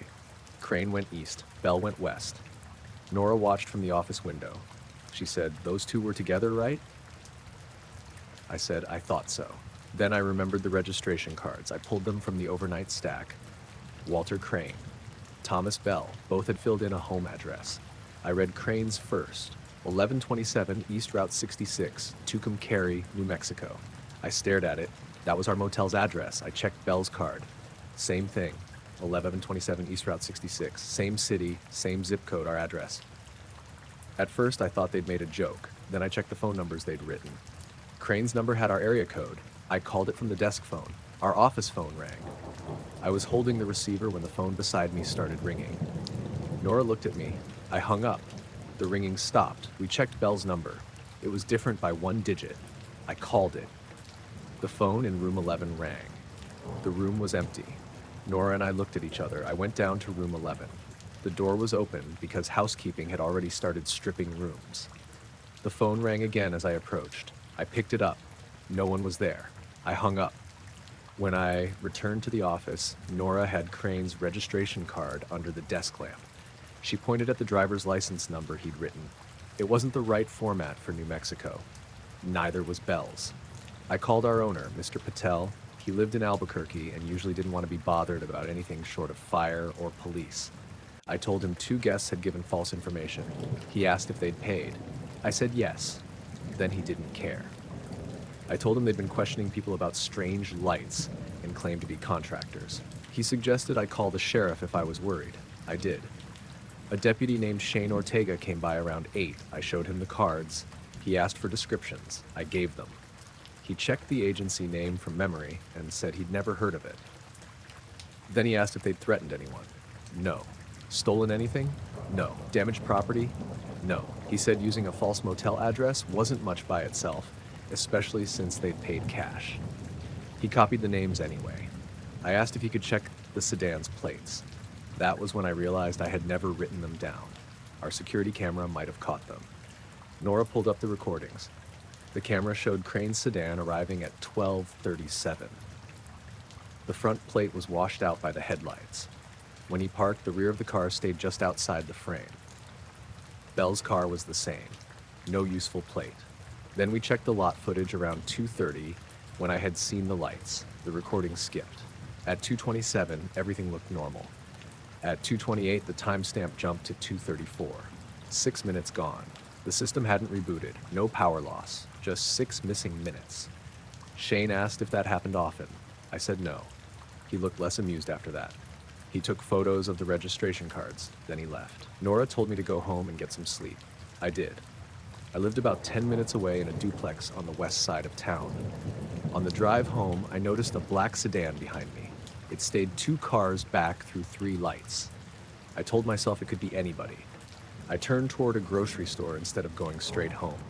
The sedan went past. I waited in the parking lot for a few minutes. Then I drove home. Nothing was outside. I slept until around 3. When I woke up, I had a voicemail from Nora. She said a man had called asking whether I'd found anything unusual on the registration cards. He wouldn't give a name. I called her back. She said the caller had asked specifically whether the addresses were acceptable. That phrase bothered me. I went back to the motel before my shift. The cards were still there. I made photocopies and put 1 set in my purse. That night was normal until around 1:15. A woman checked in after driving from Amarillo. While I was making her key, she asked if there was an airport nearby. I said Tucumcari had a small airport. She said she'd seen 3 white lights over the highway about 20 miles east. I stopped writing. I asked what they did. She said they stayed in a line for a few minutes. Then one moved down toward the ground. She thought maybe they were military aircraft. I asked if she had stopped. No, her husband wanted to, but she told him to keep driving. I gave them their room. After they left the office, I looked out at the highway. Nothing unusual. Around 2, the office phone rang. No caller ID. I answered. A man said, "Did they stop?" I didn't answer. He repeated it. "Did the couple stop their vehicle?" The voice sounded like Bell. I said, "Who is this?" The line went quiet. Then he said, "Thank you for your assistance." He hung up. I called Shane. He drove by. We checked the lot. No black sedan. No one standing around. He stayed for coffee for about 20 minutes. Nothing happened. For the next several weeks, I noticed black sedans more than I probably should have. One at the gas station, one parked near the motel, one behind me on I-40. I couldn't say any were the same cars. Crane and Bell never checked in again. Their registration cards stayed in our file. About 6 months later, the motel replaced its old paper registration system with a computer setup. Nora and I boxed the old cards by year. When we reached the week Crane and Bell had stayed, both cards were gone. The photocopies I'd made were still at home. I checked them that evening. Same names, same false license numbers, same motel address. I kept them in a folder with tax papers for several years. The last time I looked, there was one detail I hadn't noticed before. In the space asking for vehicle description, both men had written the same thing: black sedan. Under license plate, both had left the line blank. And on the bottom of Bell's card, in very small handwriting beside the signature, there were 4 numbers.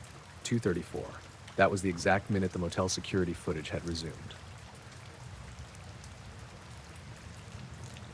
The call came through at 2:47 in the morning for an abandoned car on a single-track lane outside Welshpool.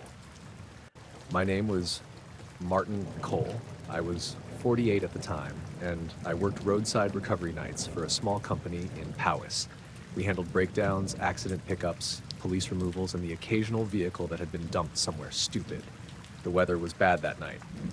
Cold rain, low cloud, and enough wind to push standing water across the roads. I had been parked behind a petrol station drinking coffee when dispatch sent the job to my cab terminal. No customer name, no phone number, just a location pin, vehicle description, and the note, recover to depot. Owner not present. The car was listed as a black Vauxhall Insignia. The lane was about 20 minutes away, though it took closer to 30 because visibility was poor and I missed the turn the first time. There were no houses along most of it, just hedges, sheep fields, and patches of woodland. I nearly drove past the car. It was parked partly on the verge with no lights on. Two men were standing beside it. Both wore dark suits. That was the first thing that felt wrong. It was 3 in the morning, raining hard, and these two men were standing on an isolated lane in polished shoes and black coats like they had just stepped out of an office. Neither held an umbrella. I stopped the recovery truck about 20 feet away and left the engine running. The older man walked toward me. He was maybe mid-50s, gray hair, thin face. The other looked around 40, dark hair, taller, very pale. I lowered the window. The older man said, "You're here for the vehicle." Not a question. I said yes. I asked if one of them was the owner. He said no. I asked where the owner was. He gave me this little polite smile. "The owner has been taken care of." That wording bothered me immediately. I said, "Taken care of how?" He looked toward the car. "Transported." I asked if there'd been an accident. "No." "Medical problem?" He said, "Nothing you need to address." I told him I couldn't remove a vehicle unless I knew who had requested the job. He produced identification. It looked official. Photo, name, seal. The card said Special Transport Coordination Unit. I'd never heard of it. His name was Henry Vale. The younger man showed one too, Marcus Trent. I asked whether they were police. Vale said, "We're acting with police authority." Again, not actually answering. I got out. The rain hit me sideways. The Insignia looked undamaged, no broken glass, no flat tires, no obvious collision marks. It was parked neatly enough that whoever stopped it had probably done so deliberately. I walked around it with a torch. The rear number plate was there. Normal UK registration. I wrote it on the paper backup sheet I kept in the truck. Trent watched me. He asked, "Is that necessary?" I said yes. He nodded, but didn't look happy about it. The driver's door was unlocked. I opened it. The interior light came on. There was nobody inside. The seat was pushed far back. A coat lay across the passenger seat. There was a mobile phone in the center console. A wallet sat in the cup holder. I looked at Vale. "You said the owner was transported?" "Yes." "They left their phone and wallet?" He said nothing. I asked if the police had attended. Val said they had been notified. I told him that wasn't the same thing. Then I noticed the keys. They were still in the ignition, not turned, just hanging there. I reached in and switched the ignition on. The dashboard lit normally. Fuel just under half. No warning lights except the usual ones before starting. The clock read 3:04. I tried the engine. It started immediately. No strange noise. Nothing obviously wrong. I switched it off. That was when the radio made 3 clicks. The display was dark. Click, click, click. I thought it was a relay. I leaned closer. Nothing else happened. Trent asked, "Did it do that before?" I looked at him. "Before what?" He didn't answer. Vale said they needed the vehicle moved as soon as possible. I asked where exactly. He named our depot. That was strange because dispatch hadn't shown a customer drop-off. Just recover to depot. I said I was going to confirm with my controller. Vale's expression changed slightly. Not angry, just firmer. "Your dispatch has already been authorized." I walked back to the truck and radioed in. My controller that night was Janice Rowe. I gave her the job number from the screen. She confirmed it. I asked who had booked it. There was a pause. She said she couldn't see a customer name. I asked if police had requested it. Another pause. No police reference on here. I looked through the windscreen at the two men. They were standing beside the Insignia, both facing me. I told Janice there were 2 people on scene claiming official authority. She asked for names. I gave them. She said she'd make a note. Then the radio crackled badly. For maybe 5 seconds, I couldn't hear her. Under the static, there was a low pulsing tone. 3 pulses. Pause. 3 more. I called her again. She said I'd dropped out. I told her I'd recover the car and ring when I reached the depot. I got the truck into position. Because the Insignia could roll, I used the winch and loaded it normally. Neither man helped. They stood on the verge and watched. While I was attaching the rear straps, I noticed something under the car. A patch of mud near the left rear wheel looked disturbed. Not tire marks, more like something had been dragged through it. I shined my torch. There were two narrow lines leading from the verge toward the hedgerow. I followed them a few feet with the light. They disappeared under the hedge. I asked Vale if the driver had gone that way. He said no. Then what made those? He looked down. Probably drainage. They weren't drainage marks. I went back to the car. Through the rear window, I saw something on the floor behind the driver's seat, a single black glove. Not workwear, a dress glove. I opened the rear door. Vale said, "Please don't remove personal effects." I hadn't planned to. I shined the torch inside. The glove was lying palm up. There was a small tear across one finger. Beside it was a folded road map. That was unusual enough in itself by then. I asked if the owner was coming to collect belongings from the depot. Vale said, "They won't be required." I said, "What does that mean?" He gave me the same calm expression. "Everything can remain with the vehicle." I didn't like that answer at all. I finished strapping the car down. The younger man, Trent, came closer. He asked what time I'd received the call. I said around 2:45. He asked, "Exactly." I told him I wasn't sure. 2:47. I looked at him. That was the exact time. I said, "You booked it?" He said, "No." "Then how do you know?"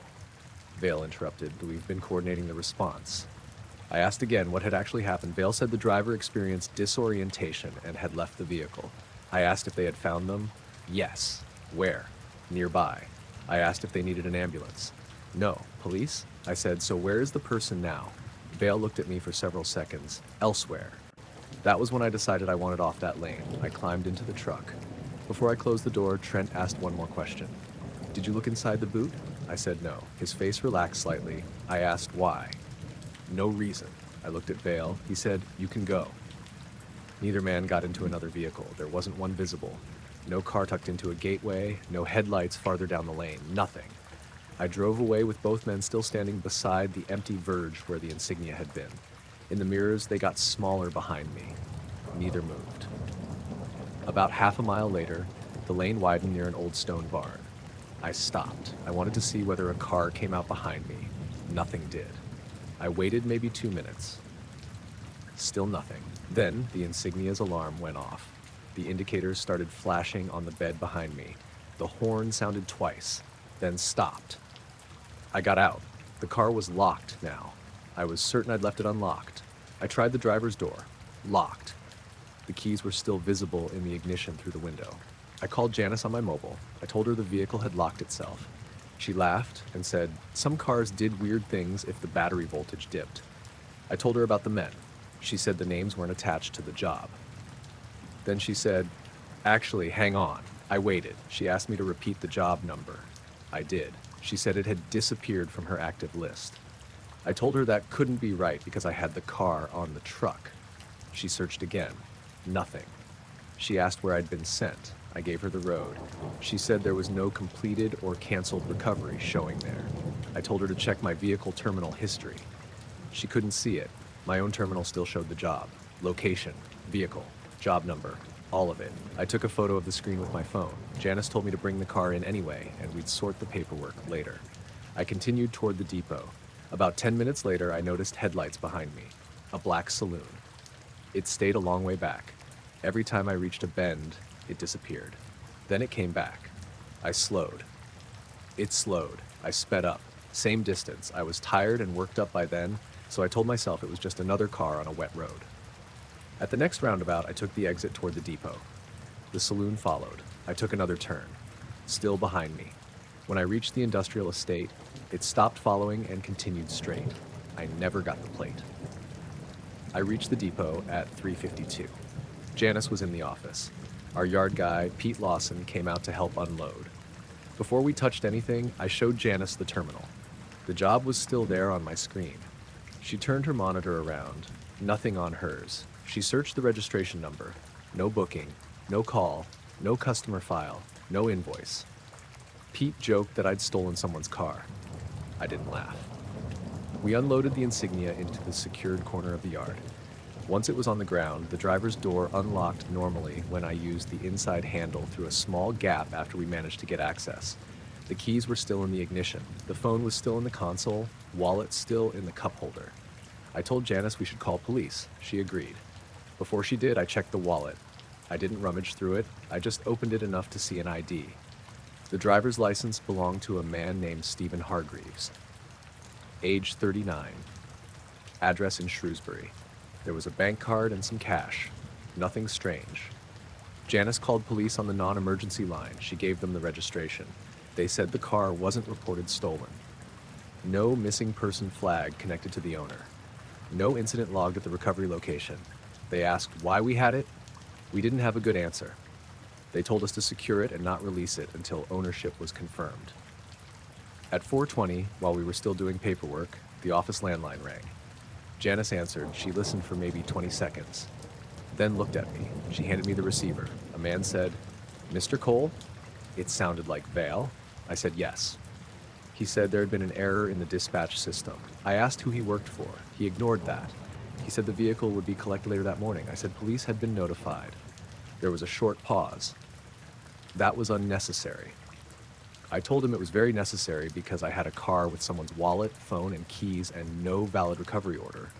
He said, "The owner is safe." I asked if I could speak to the owner. No. Why? He isn't available. I said I wasn't releasing anything without police confirmation. Vale's voice stayed calm. Understood. Then he asked, "Did you open the boot?" Same question again. I said no. He thanked me and hung up. Pete heard that part. He asked what was in the boot. I said I had no idea. Naturally, that made both of us want to know. We didn't open it. Police had told us to leave the car as found. Around 5, Pete went home. I stayed because my shift technically ran until 6. Janice made coffee. At 5:18, the lights in the yard flickered. The security monitor froze for maybe 10 seconds. When it came back, the camera covering the insignia showed a black sedan parked outside the gate. I looked through the office window. It was there. Engine running. 2 men inside. I couldn't tell if they were Vale and Trent. The sedan stayed for maybe a minute, then drove away. At 6, I handed over to the day driver and went home. I barely slept. At 10:30, Janice called me. 2 men had arrived at the depot, Vale and Trent. This time they had paperwork, official-looking collection authorization, police reference, everything. Janice had rung the station to verify it. The desk officer told her the reference was valid and the vehicle could be released. I asked if the owner was there. No, the men took the car. Before leaving, they removed the phone and wallet. Janice said they also opened the boot. I asked what was inside. Nothing. Completely empty? Completely. That surprised me. She said Trent spent more time looking around the inside edge of the boot lid than looking into the compartment. Then he wiped one small area with a folded cloth. By the afternoon, even the police reference stopped making sense. Janice called the station again because she wanted a copy for our files. The officer who answered couldn't find the reference number. She asked for the vehicle registration. No record of police involvement. She called me again after that. I drove back to the depot even though I wasn't working. We checked everything. My terminal history no longer showed the recovery. The photo I'd taken of the screen was still on my phone. The timestamp said 3:19 a.m. It clearly showed the job number, location, and vehicle. Janice printed it. We wrote a manual incident note for company records. The next night, I went back on shift. Nothing strange happened. A week later, I got curious and searched Stephen Hargreaves online. There were too many people with that name. I found no news stories about a missing driver, crash, or incident on that road. I drove the lane again one afternoon. Daylight changed everything. It looked ordinary. Wet fields, hedges, a couple of farm gates.